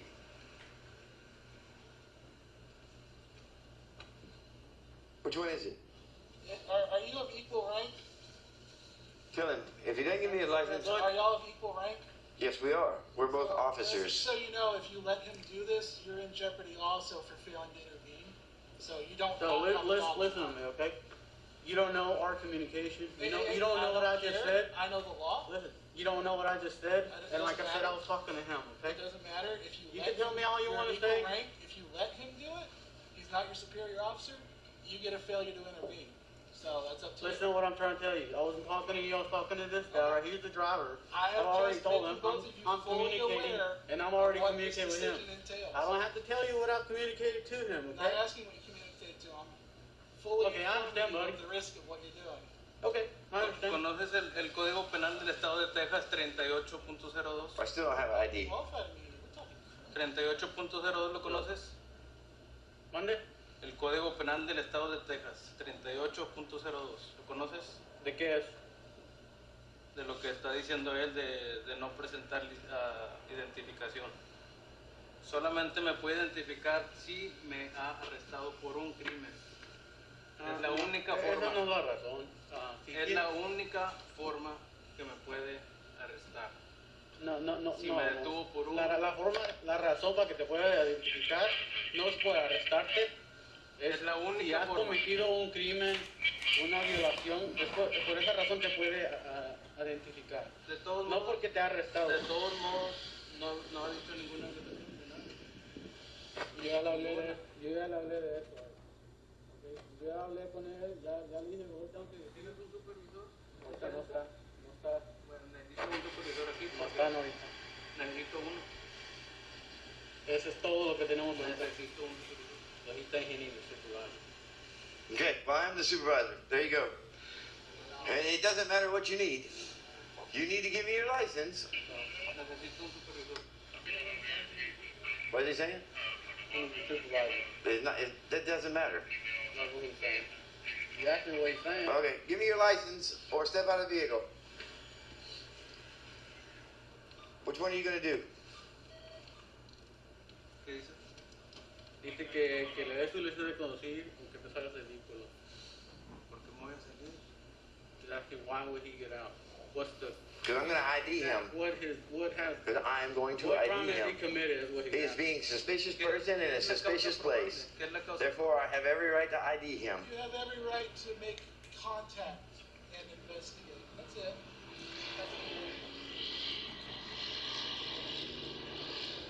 Texas isn't stopping you. Honestly, bro, I know what you're doing. I know what you're saying, and I'm not saying I disagree with you, but You don't let him scare you.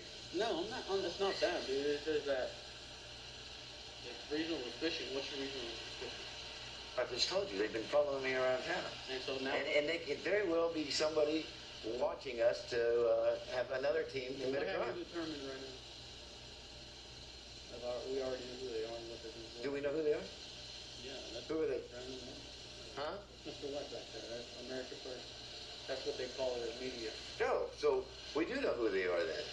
Okay, We determined that. yeah, We can let them go. yeah.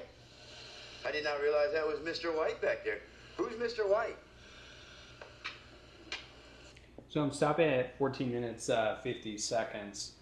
So you observed in the video Officer Reyes questioning Officer Simmons about the development of his reasonable suspicion.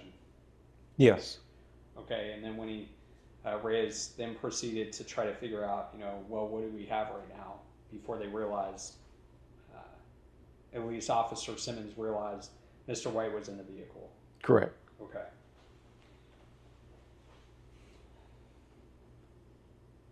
And you didn't include any of that information in your affidavit, did you, about Officer Reyes questioning whether reasonable suspicion existed? Objection form. No.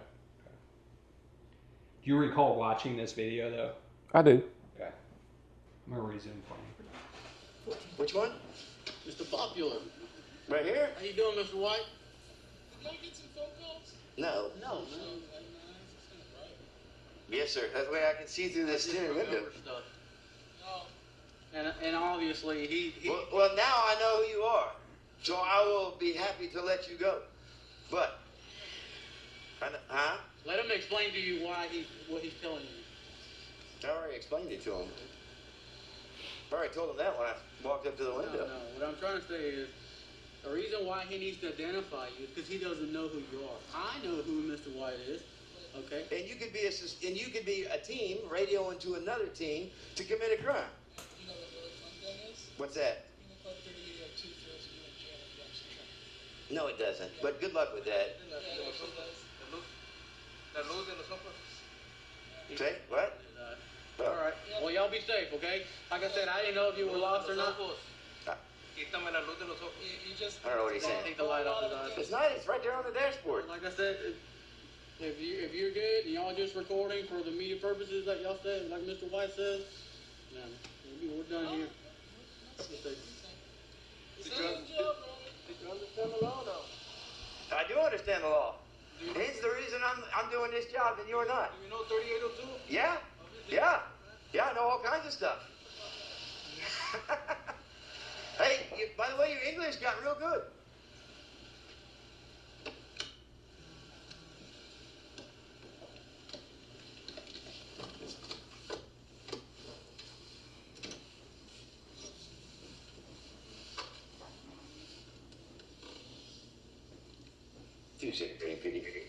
Be advised, that's going to be the guy that goes by the name of Mr. White. He's driving around videoing police action. We'll be back in.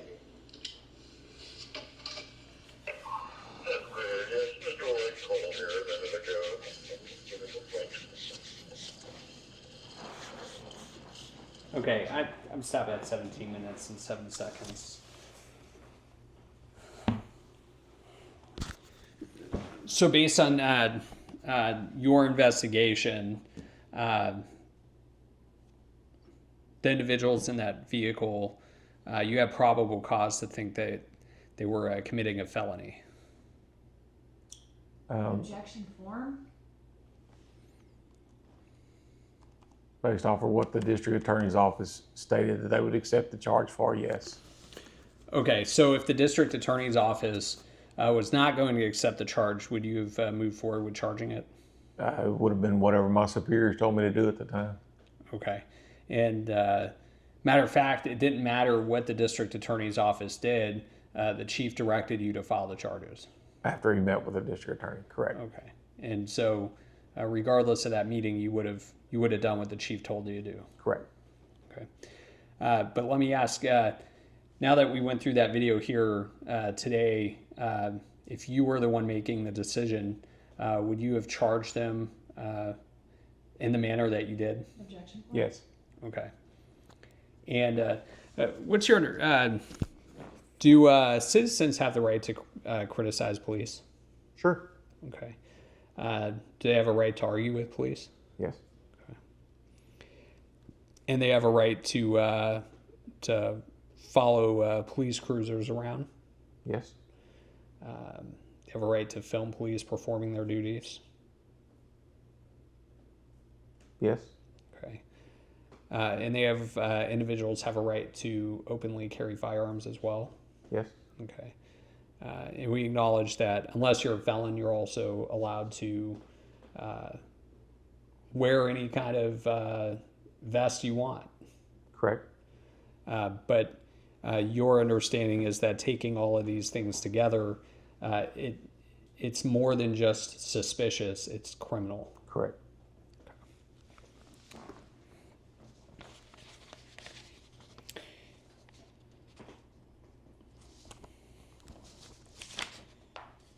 And okay, never mind. I think I already asked you. You prior to submitting your affidavit to the judge, did you get a chance to talk to Officer Simmons at all? No. Okay.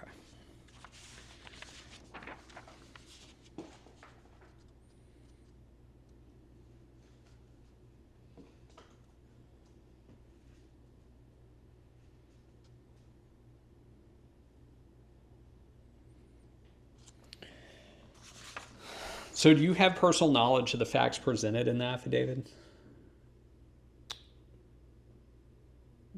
Personal knowledge is based off of what Officer Simmons wrote in his report. Okay, so you were just going based on what was in the report. Correct. Okay, but you didn't go and collect any specific information yourself. No, sir. Okay.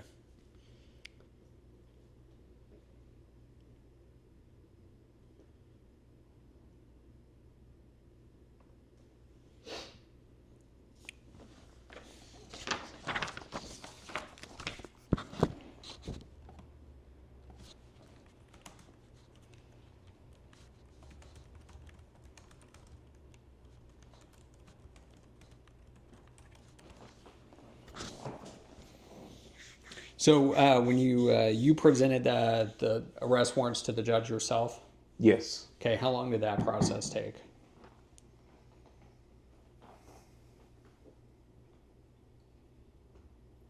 Start to finish, probably maybe a couple of hours if I can recall. So how did you submit them to the judge then? I'm talking about the actual presentation to the judge. After I drafted the complaints and the arrest warrants, I walked them over to the courthouse, to the judicial building. Okay, and you weren't over in the judicial building for a couple of hours. No. Okay, so once you got to the courthouse, how long did that process take before you had a signed warrant in your hand? Oh, less than 10 minutes. Who went with you? Nobody.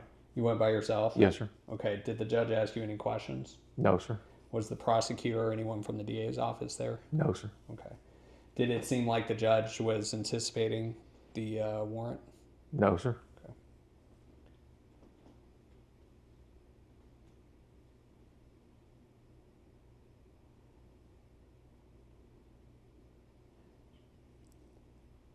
So Officer Simmons on the scene declared that now I know who you are, I will be happy to let you go.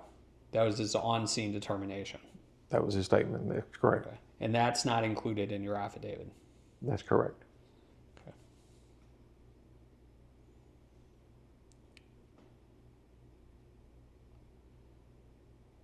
And would you agree with me that the officer's actual behavior as depicted in the videos we just watched, it's different than how you described the officer's fear in the affidavits? Objection form.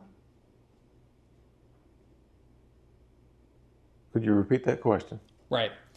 So the officer's actual behaviors in the video was that Officer Simmons walked up to the he got behind the vehicle by himself, right? Yes. And he walked up to the vehicle without calling in backup.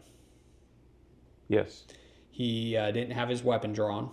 Yes. He didn't seek cover. Right. And he walked right up and he started engaging in communication with the occupants of the vehicle. Yes. And then once he saw that one of the individuals spoke Spanish, he called Officer Reyes. Yes. Officer Reyes also walked right up to the vehicle, right? Right. He didn't have his weapon drawn. Correct. Okay. And so this behavior of the officers was not depicted in your affidavits. Correct. So that's different from when you state in the affidavits that, quote, officers felt as if they were about to commit a criminal act and caused them bodily injury and or death. Objection form.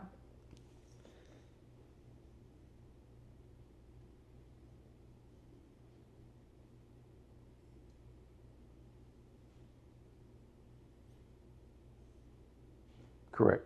Okay. And also, there's nothing in your affidavit about how not once but twice Officer Simmons declared he did not care whether the occupants of the vehicle were armed. That was his statement. Correct.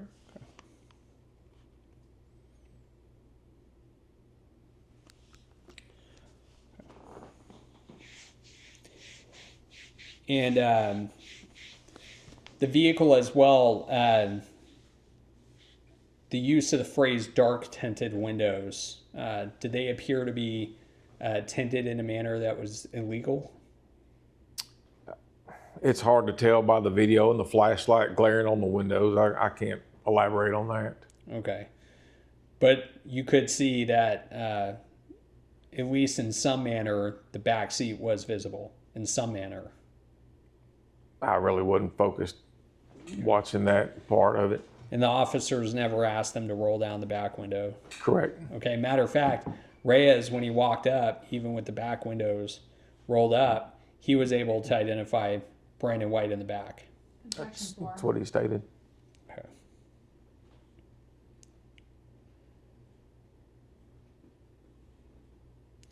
Did it appear that either officer took any kind of defensive positions?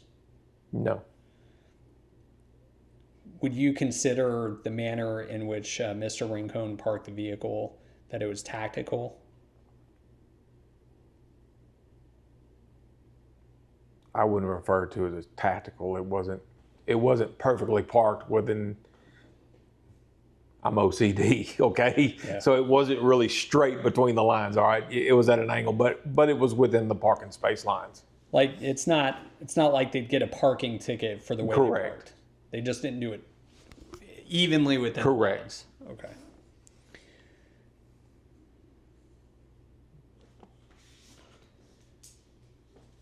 Would you agree, understanding there's limits, so I'm talking generally, would you agree that filming police activity is a constitutionally protected conduct? Do you know? I don't know. Okay.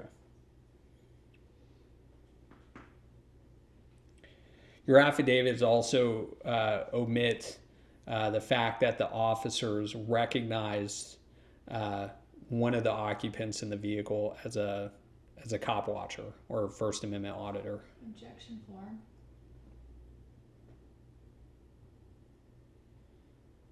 Are you referring to Mr. White? Right. Wait for him to ask a question. Your affidavit omits any reference to the fact that the officers recognized Mr. White during that interaction. Correct. And that they knew that Mr. White engaged in a practice of filming police. Yes. Do you know why your affidavits failed to mention that point?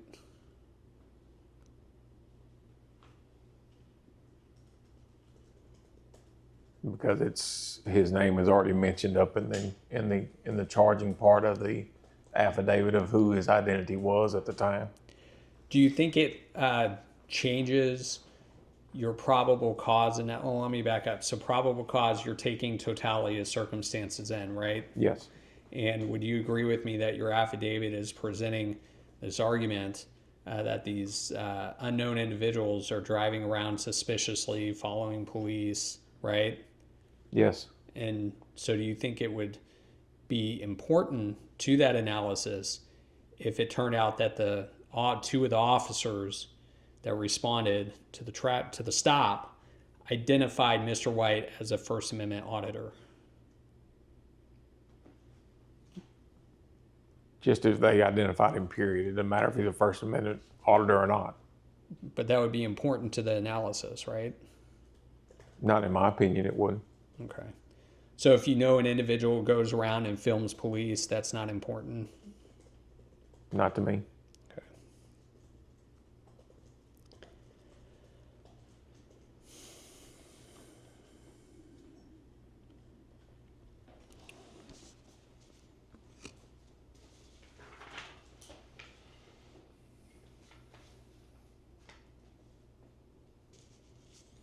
Did you testify before a grand jury in this case? No, sir.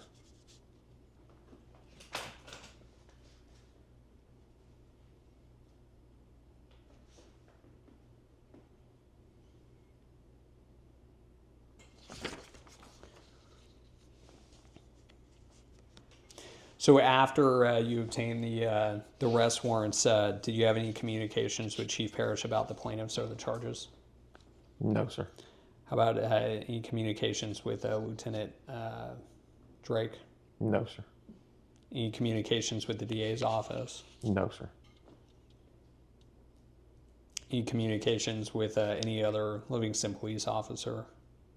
No, sir. Not to my recollection. So basically, once you got the warrants, you were hands off. Yes, sir. Okay. Were you involved at all in the actual arrest of the plaintiffs? No, sir. Did I see you ended up questioning one of them post arrest? I went with Officer Barker to the jail when he was going to interview Melanie in the jail when she was arrested. Okay. Do you recall Melanie asking for an attorney? Yes, I do.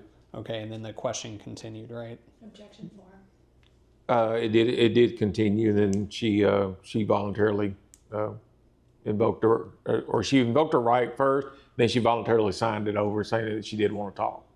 Okay, and do you know what's usually supposed to happen when someone asks for an attorney during custodial questioning?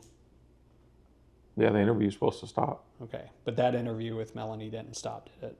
There was no interview being conducted at the time. It was just a talk across the table at the time. Was she She in Was she in cuffs? I don't recall whether or not she was in handcuffs or not. Was she free to leave? No, she was in custody. Okay.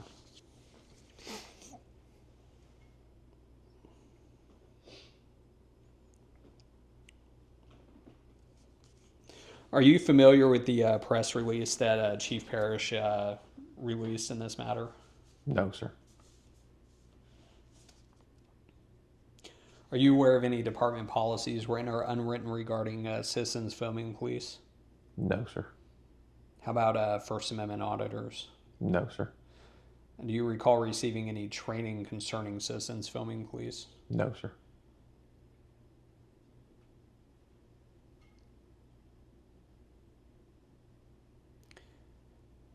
What are your personal opinions about citizens who film police? Objection form. As long as they're not interfering with the officer's duties to perform their obligation to protect the community. Did you think, based on Officer Simmons' body-worn camera, did it appear to you that those individuals were interfering with the officer's duties? I do, Okay, by filming? in my opinion, Okay, how so? just because of what they had led up to that night when he encountered them. Okay, so what duties were the plaintiffs interfering with? While he was trying to conduct his investigation on their suspicious activity and who they were. Is there a requirement for individuals to assist police officers with their investigations?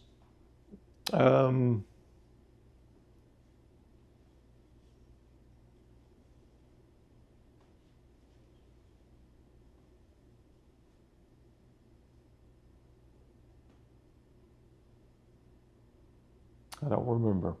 Okay. So your opinion is that, I don't want to put words in your mouth, so correct me if I'm wrong, but your opinion is that they should have freely answered the officer's questions and complied with the request to produce identification? Yes. Objection form.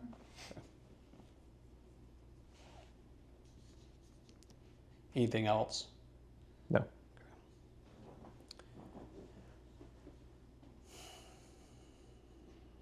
Did it seem like to you that the police chief and lieutenant took a special interest in this case? Not anything that out of the ordinary, no, sir. Well, and earlier you testified that you were given clear instructions from the chief on how to charge these individuals, and that was out of the ordinary. Objection form. I don't remember that statement. I think what I said is that I know they'd met with the district attorney in regards to what they were doing. So is it usual for a police chief to tell you specifically how to charge individuals? No, but he is my superior chief. I And understand it's my that. obligation not to be insubordinate to my chief. Okay, so you would rather not be subordinate than concern yourself with whether the charge is supported by. Correct. Objection form. So other than Let him this, finish his question and listen to the whole thing. Answer, please. other than this circumstance, right? Have there been occasions when the chief of police tells you directly how to charge an individual? No. Okay.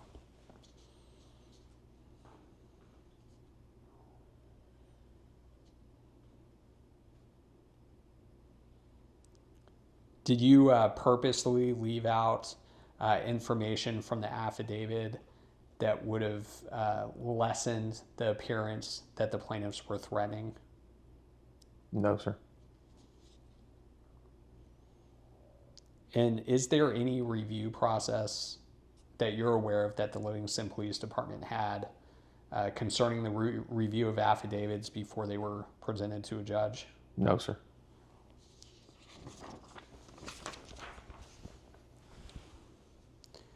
Were you aware that the charges were dismissed against the plaintiffs?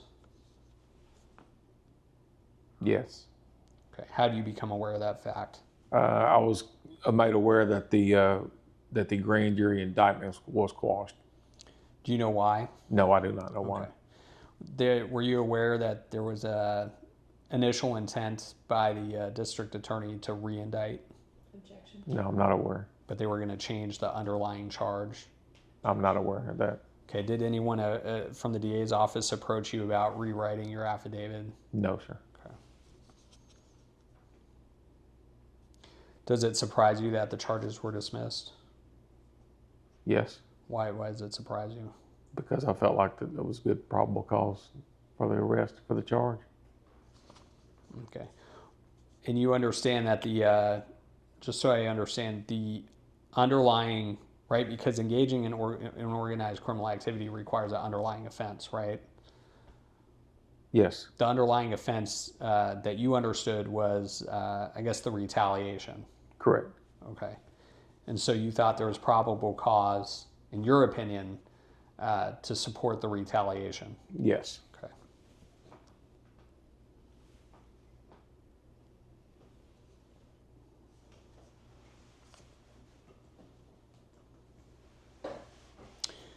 Were you aware that the judge had quashed the indictments because it, quote, does not allege facts that constitute the underlying alleged offense of obstruction retaliation? Objection form. No, sir, I'm not aware of that.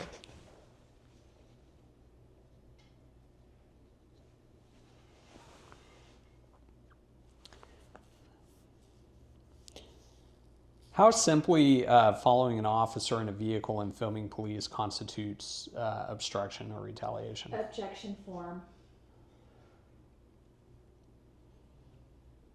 I think it's just threatening harassment. By filming? Yeah. Okay. Objection form.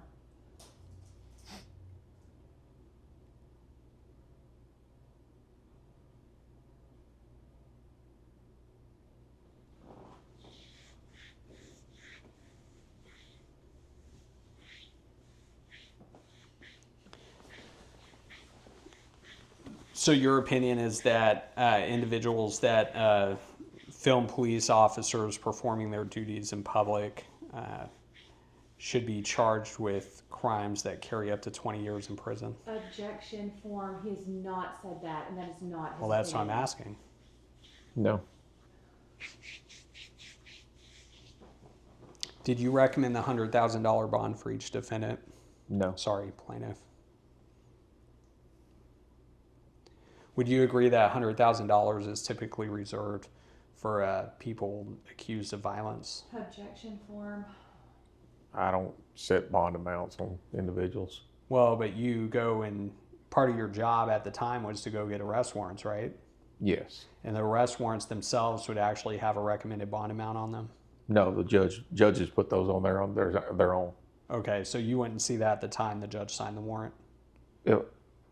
Yes, I would see it, Okay. but all of our warrants had recommended bond in parentheses on the line, blank line.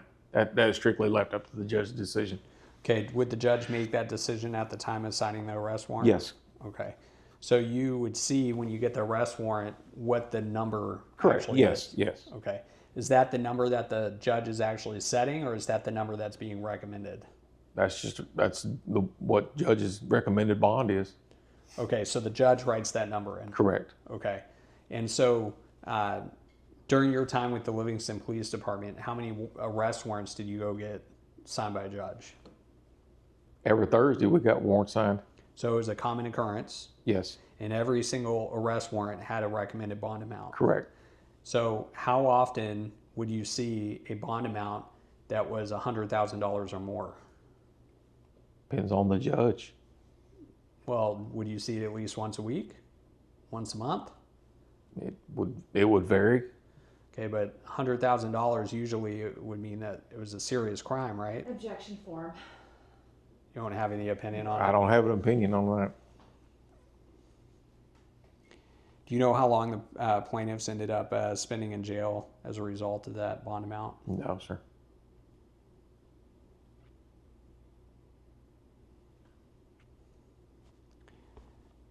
So what, well, let me ask this. Would you agree that a $100,000 bond amount is usually for more violent crimes? Objection form. once again, I don't set those bonds for the nature of the offenses. It's strictly I can't elaborate on that. Okay. But I've seen high bonds set on misdemeanor charges. It depends on the judges. okay. But you would never, you'd get the warrant and the bond amount didn't matter. Yeah. Okay.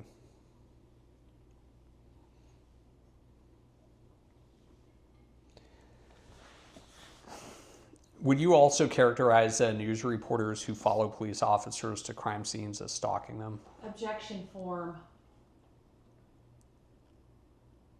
Yes.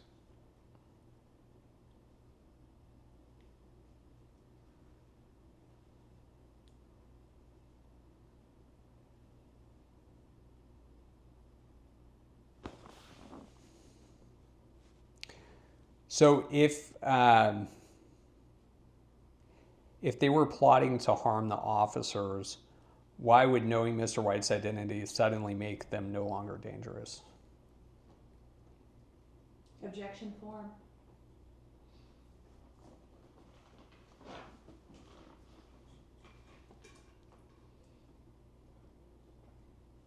Repeat that question again. So, if you recall, once the officers, Simmons and Reyes, identified Mr. White, Simmons said, quote, "Now I know who you are. I will be happy to let you go." Correct. So, as I understand your affidavit, the narrative being presented is that these individuals, my clients, were plotting to harm these officers. So, why would knowing Mr. White's identity make them less dangerous? Objection form. Could have been something that elaborated later on in the end of the night. Who knows?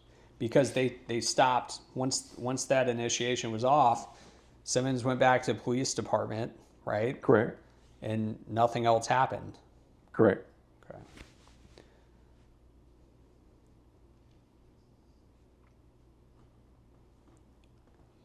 So let me ask it this way.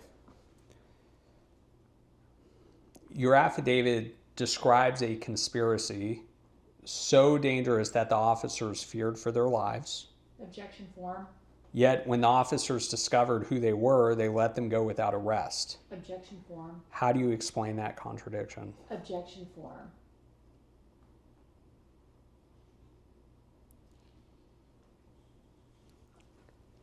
Once That's again, so ridiculous. Like, don't even answer that. I mean, That's we not- could that's come not back. what that's not what his affidavit says. So you I'm can't- allowed to present my case. He can answer the question, and you can object, and we could take it up. If you're going to instruct him not to answer, I will stop the deposition right now and go get a court order to resume this. Objection form, because that's not what your affidavit says. It's not what it describes. Let me do this. Your affidavit describes a conspiracy, correct? Between 3 or more individuals.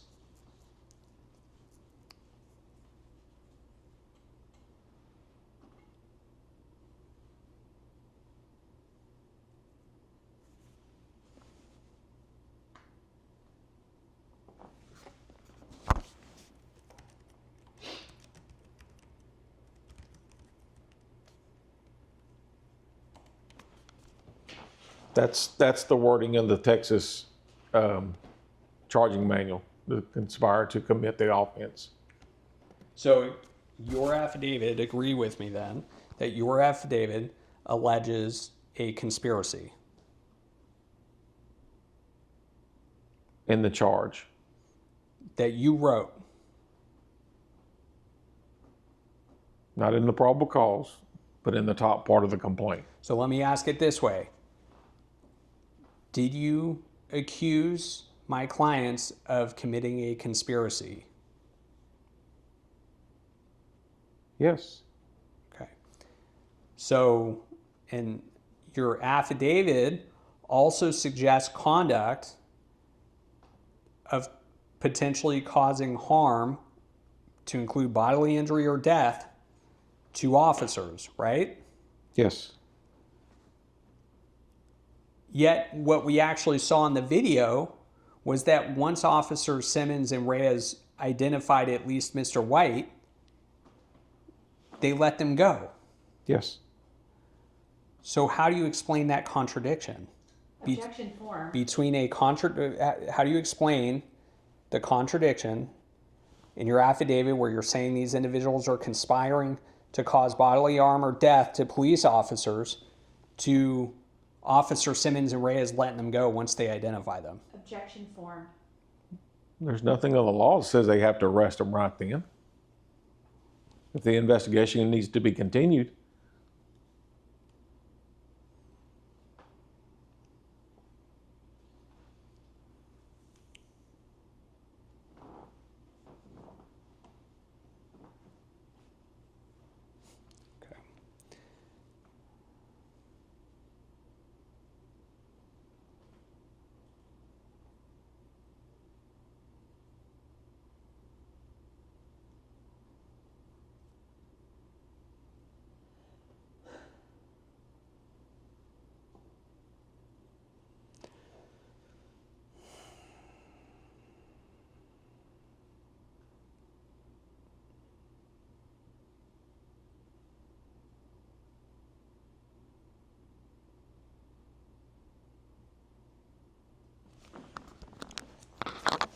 Let me get those exhibits from you. I want to keep them in order. Here's 4. 4. Okay. There's number 5. And there's 6. Thank you. I'll just put these there. That way we don't mess them up.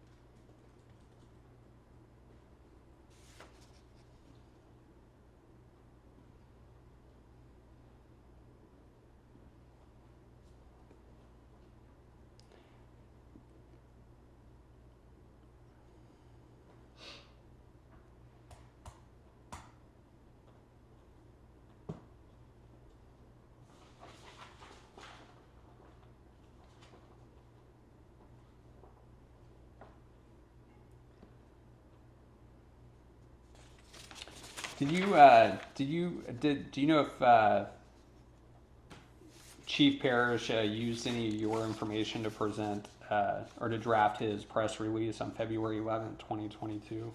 No, sir, I have no knowledge of that.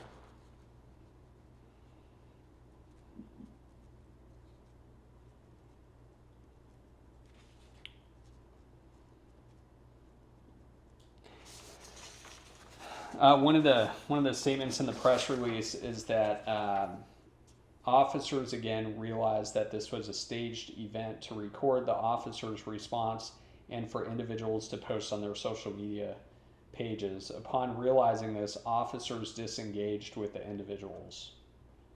Does that sound correct? I never saw a press release. I have no idea. Well, I'm asking about the substance. Is it your understanding that the officers, Simmons and Reyes, quote, realized that this was a stage event to record the officers' response and for the individuals to post on their social media pages? Well, that could have been the incident that occurred earlier in the day before this incident. I don't know what he's referring to in his Sure. statement. Okay, fair enough. I'm going to show you page 2 of Exhibit 3. Just read that first paragraph there. At the top up here? Just the whole paragraph. The top paragraph, yes.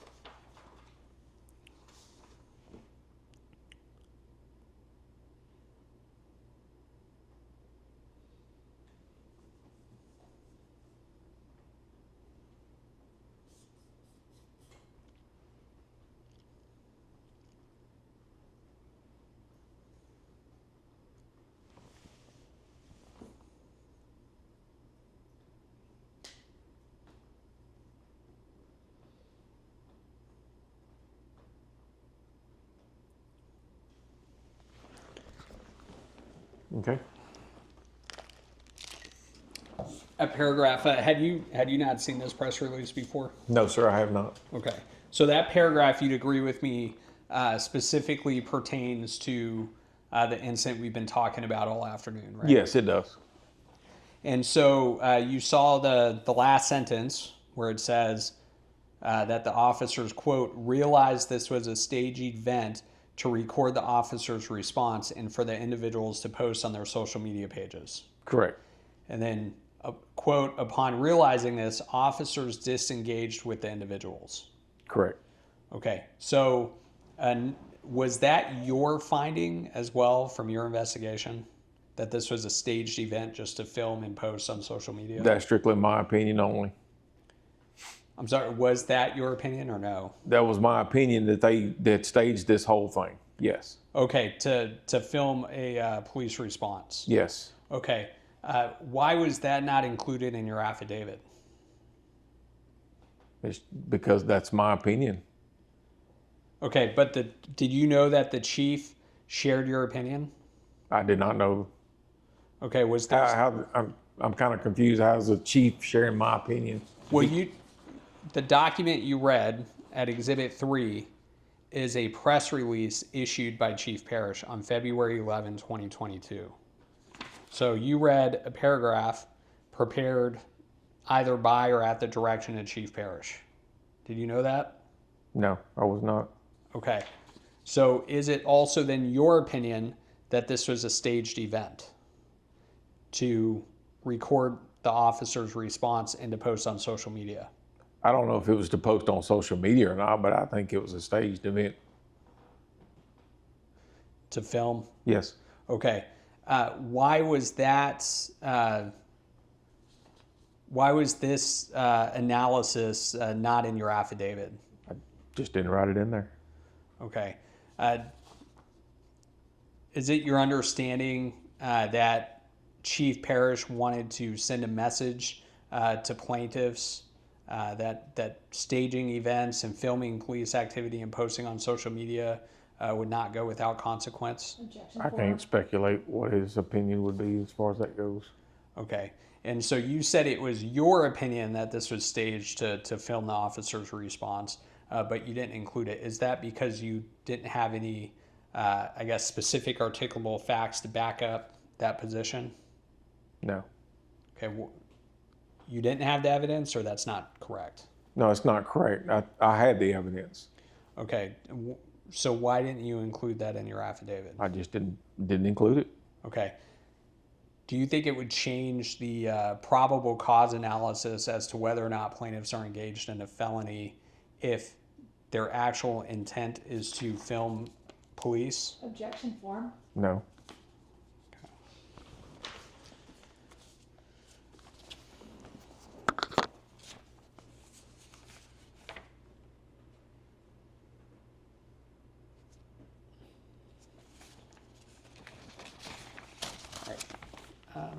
Thank you for your time at Pass. Yes. Can we take a break? Yes. Please. You got that, huh? Time is 4:40 p.m. All right, 4:47 p.m. Mr. Middleton, I have a few questions. Do you know back in February of 2022, there were some questions, let me back up. There were some questions regarding just kind of like a national police concern and then for officer safety and then specific as to the Livingston area. But do you know if in Texas there were BOLOs that had gone out regarding officer safety in Texas related to ambushings and officer assassinations? Yes, I believe there was. Okay, I mean, do you know one way or another? I'm not trying to put you on the spot. I'm just Not asking. positively, no, ma'am. Okay, so do you know back in February of 2022 if Officer Simmons was aware of any of that information? I'm not aware. Okay.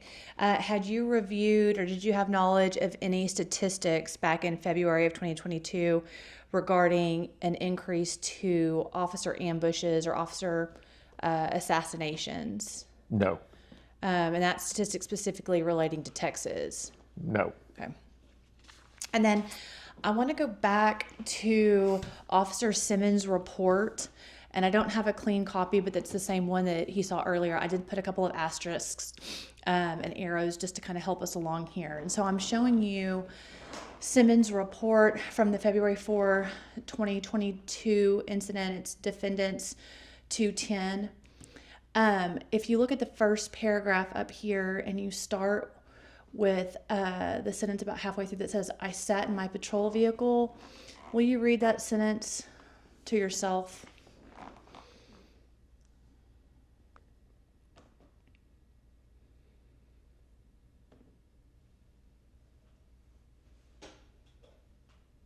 Okay. Does that sentence in Officer Simmons' report, does it identify any concerns regarding assassinations of police officers? Yes, it does. Okay. Would that indicate to you that Officer Simmons is aware of a heightened necessity to be vigilant for officer safety? Yes. And then in the last paragraph on that page, last full paragraph on that page, there's another sentence that starts, "I am nervous approaching the vehicle." Okay. Will you read that to yourself?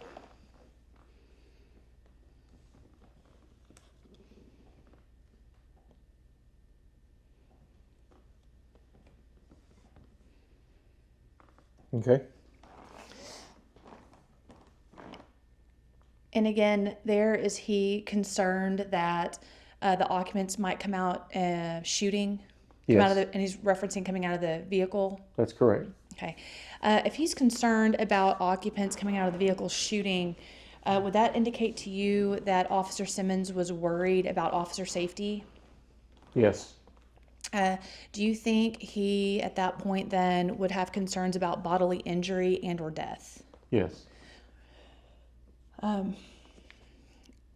In the video that you saw, I believe it was the not the dash cam, the body camera video. It was Bates number 296. It was defendant's Bates number 296. Did you ever hear Officer Reyes instruct the driver to not move his hands? No. Okay. Did you hear him relay to Simmons? Simmons asked what he said, and Reyes said something to the effect, "I told him not to move his hands because clearly he may have weapons." Do you remember that? Okay. I do not remember that statement. And I'm sorry, I'm trying to quickly move. We're close to 4 o'clock. 5 o'clock. I know.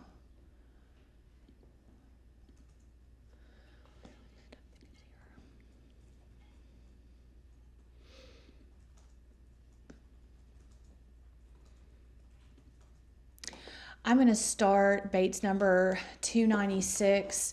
It's defendant's 296. It's the body cam footage of Chris Simmons from that evening of February 4. I'm starting at 13:54. Honestly, bro, I know what you're doing, I know what you're saying, and I'm not saying I disagree with you, That's the wrong. Since I'm here, hold on, that was the wrong section. But since I'm here, Mr. Grable had asked you a question regarding Officer Simmons asking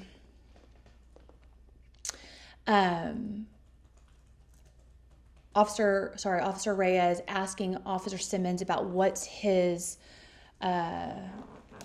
reason for probable cause. And I want to look at that again and ask you some questions. So I'm going to start back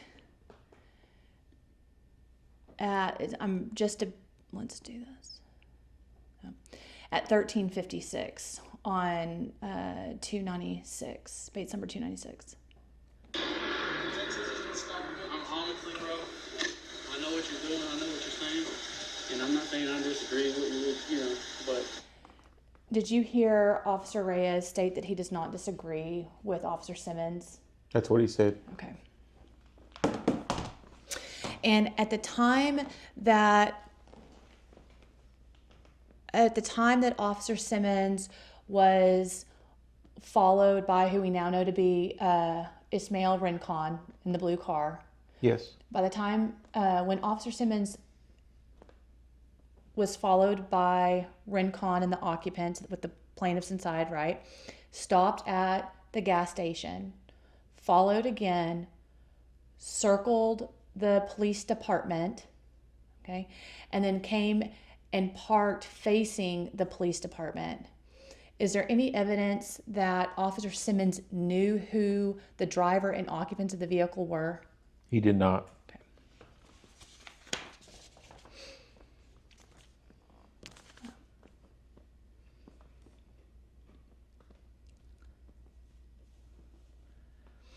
Based on the video you saw earlier where you could see the direction of the blue vehicle in which the plaintiffs were the occupants, do you know which way it was facing? Could you tell? When it was parked at the bank, Yes. that would have been facing the southeast a little ways. Okay. So where was the door to the police department in relation to the vehicle? In the same direction, it would have been southeast. Is it possible that based on the location of the car that the plaintiffs could have used the vehicle for a tactical advantage if they were going to ambush officers coming out of the backside of the police department? Yes. Okay.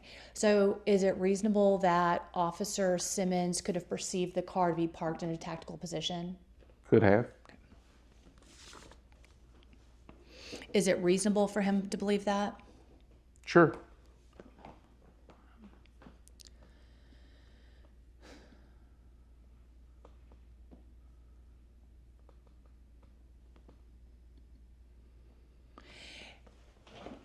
If an officer is talking to an occupant and advises them not to move their hands because he's concerned he might grab a weapon, does that indicate to you that the officer is concerned about officer safety?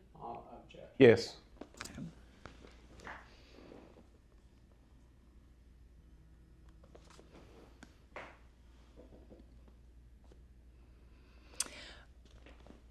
When an officer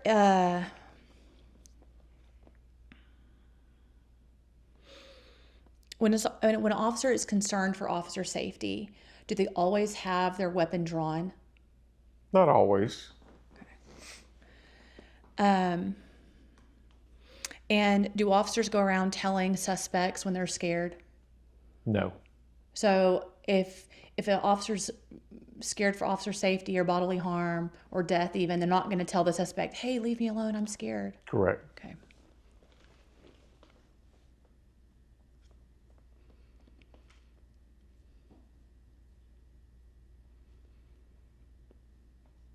I passed the witness.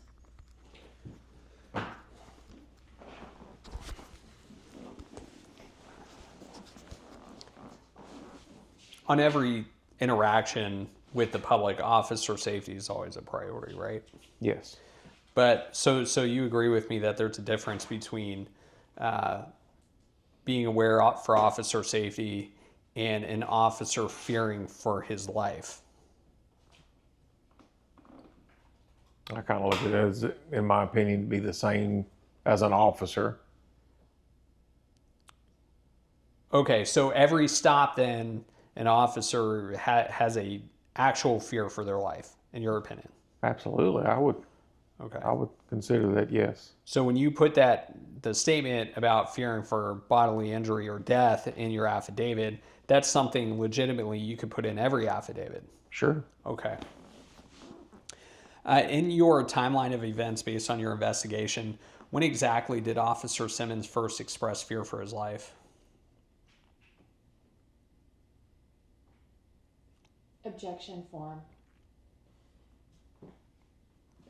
I think from the time it started at the store up until the time that he actually made contact with them. Okay. And Oh, are you asking about a specific affidavit? Is that what you're asking? no, I've moved on from it. I'm talking about his investigation. Because you were responsible for investigating this incident the same day you got the case and were required to prepare an affidavit, correct? Yes. How many hours were you able to investigate the matter? Objection form. Probably that mid-morning, 4 hours. Okay. And that day, the morning you got assigned to the case, that was the first you heard of it? Yes. Okay. And so you were able to read Officer Simmons' 2-page incident report? Yes. You watched the 17, 18-minute video? Yes. And you also had discussions with Chief Parrish?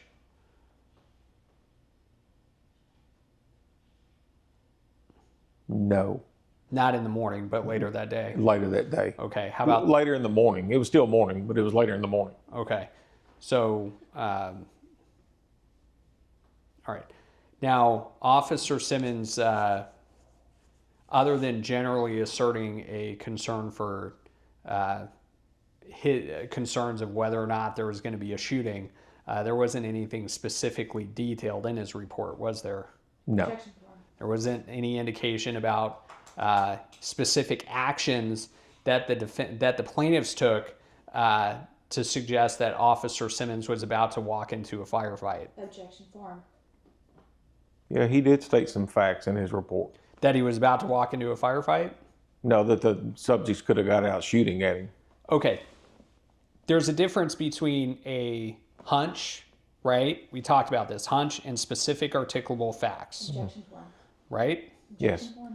What specific articulable facts existed that plaintiffs were going to get out and shoot at Officer Simmons?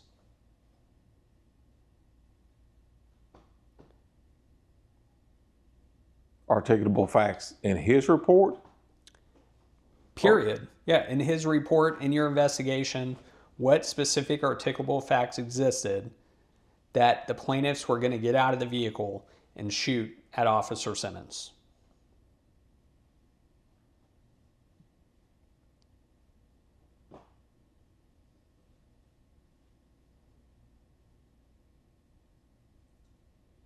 I don't guess I'm following the question you're asking in regards to Officer Simmons. Well, sure. So would you agree that officers could have a reasonable fear, right, over anything?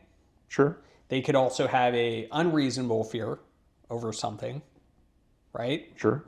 And then they could also be presented with a situation that is occurring or unfolding that actually puts them in actual risk of bodily injury or death. Sure. Okay, so there's hunches or gut feelings as you described them earlier, right? Mm-hmm. And there's perceptions of what's going on or what could happen, right? Mm-hmm. Yes. And those perceptions could be reasonable or unreasonable. Correct. And so in order to understand it, we need to know what the facts were available to the officer, right? Yes. Okay. So what facts were available based on your investigation? I'm not asking you to read Officer Simmons' mind. I'm asking for the information that you know for a fact was available to Officer Simmons to suggest that the plaintiffs were going to get out of the vehicle and shoot Officer Simmons. Objection form.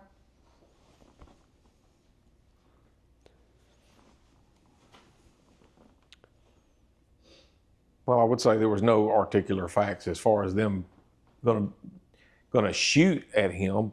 But once again, it's the totality of all the events that led up to the encounter of what he had to do in order to try to find out what they were up to. Understand. And again, there's a difference between hunches, suspicion, and probable cause, right? Yes. Okay. So if Officer Simmons truly feared for his life, would you have expected that to be documented with specific facts in his incident report? I mean, yes, I would, but every officer writes reports differently. But Officer Simmons' report does not provide articulable specific facts indicating why exactly it is he feared for his life with respect to plaintiffs. Objection form.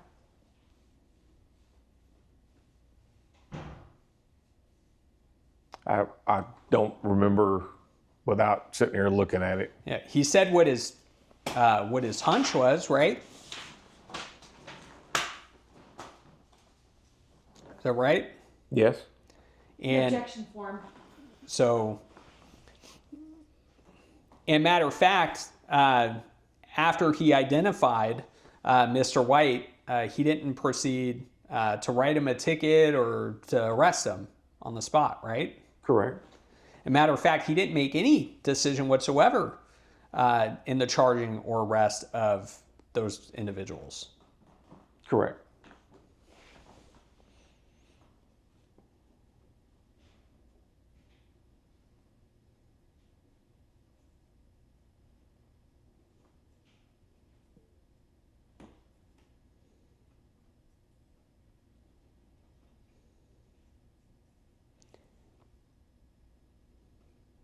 All right, I pass the witness.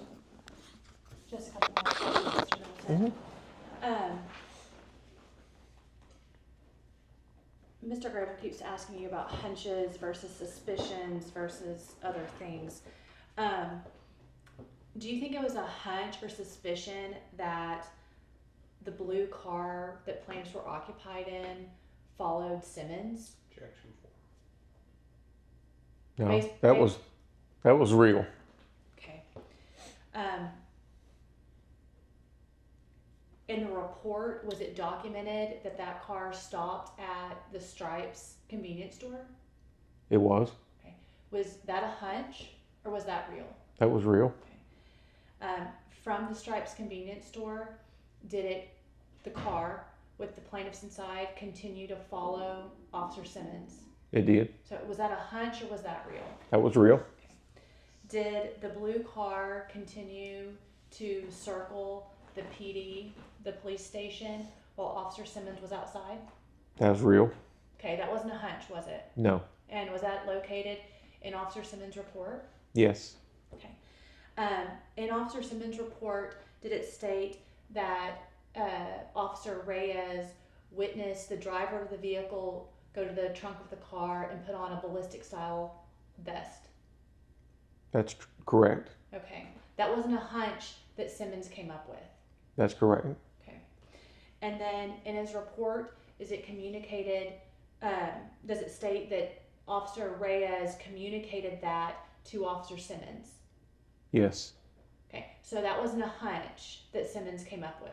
Correct. All right. And then after Officer Reyes told Officer Simmons that the driver put on a ballistic style vest, did that vehicle come back and park at the back entrance of the Livingston Police Department? Objection form. Yes, it did. Okay. It parked in a bank parking lot, is that right? Correct. Well, on the street. Correct. That faced the entrance of the Livingston Police Department. The employee entrance of the police department. That's correct. Okay, so who uses that employee entrance? Officers and dispatchers. Okay. Was that a hunch or was that real? That was real. Okay.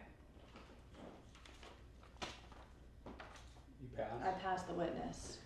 All right, just to clarify, you weren't present during any of the events on February 4th, 2022, were you? I was not. Okay, so all of these about hunches and real, you're just going based on, is it real that was written in the report? Correct. Right, because you didn't actually, you didn't speak to Reyes about his observations about ballistic vest. No, sir. Matter of fact, a ballistic vest was never even seized, was it? No, sir. Okay, and you also didn't talk to Officer Simmons about his observations. No, sir. And you actually just testified a couple of minutes ago that officers don't usually write the best reports. Objection form. I said officers' reports vary. Right. I didn't say they didn't write good reports. Well, they vary, but that means that you can't rely on them. Objection form. Are they admissible in the court of law, do you know? Objection form. Yes. Police reports are? Do you know? Okay. Well, let me ask you this. Was it real or was it a hunch that Officer Simmons approached the vehicle directly without backup? That was real. Was it a real or a hunch that Officer Simmons approached the vehicle without his weapon drawn? That was real. And was it real or was it a hunch that he didn't call for backup before approaching the vehicle? That's real. Okay, and based on your training and experience, officers should maintain a safe distance and seek cover if they genuinely fear for their safety or life. Objection form. That is totally an officer by officer call. Everybody approaches cars differently. Okay. Whether they're in fear or they're not in fear. I'm not talking general. I'm talking about a genuine fear that someone is about to get out of the vehicle and start shooting at them. Mm-hmm. You are trained as a police officer in the state of Texas with the TCOL license to maintain safe distance and seek cover, correct? Objection form. Yes. Okay. That didn't happen in this case, did it? No. And just for clarity, none of the individuals got out of the vehicle and started shooting at the officers. That's correct. Okay. And none of the individuals threatened the officers verbally with any kind of bodily injury or death. That's correct. All right. All right. I pass the witness. All reserve the balance. Time is 5:09 p.m. Off the record.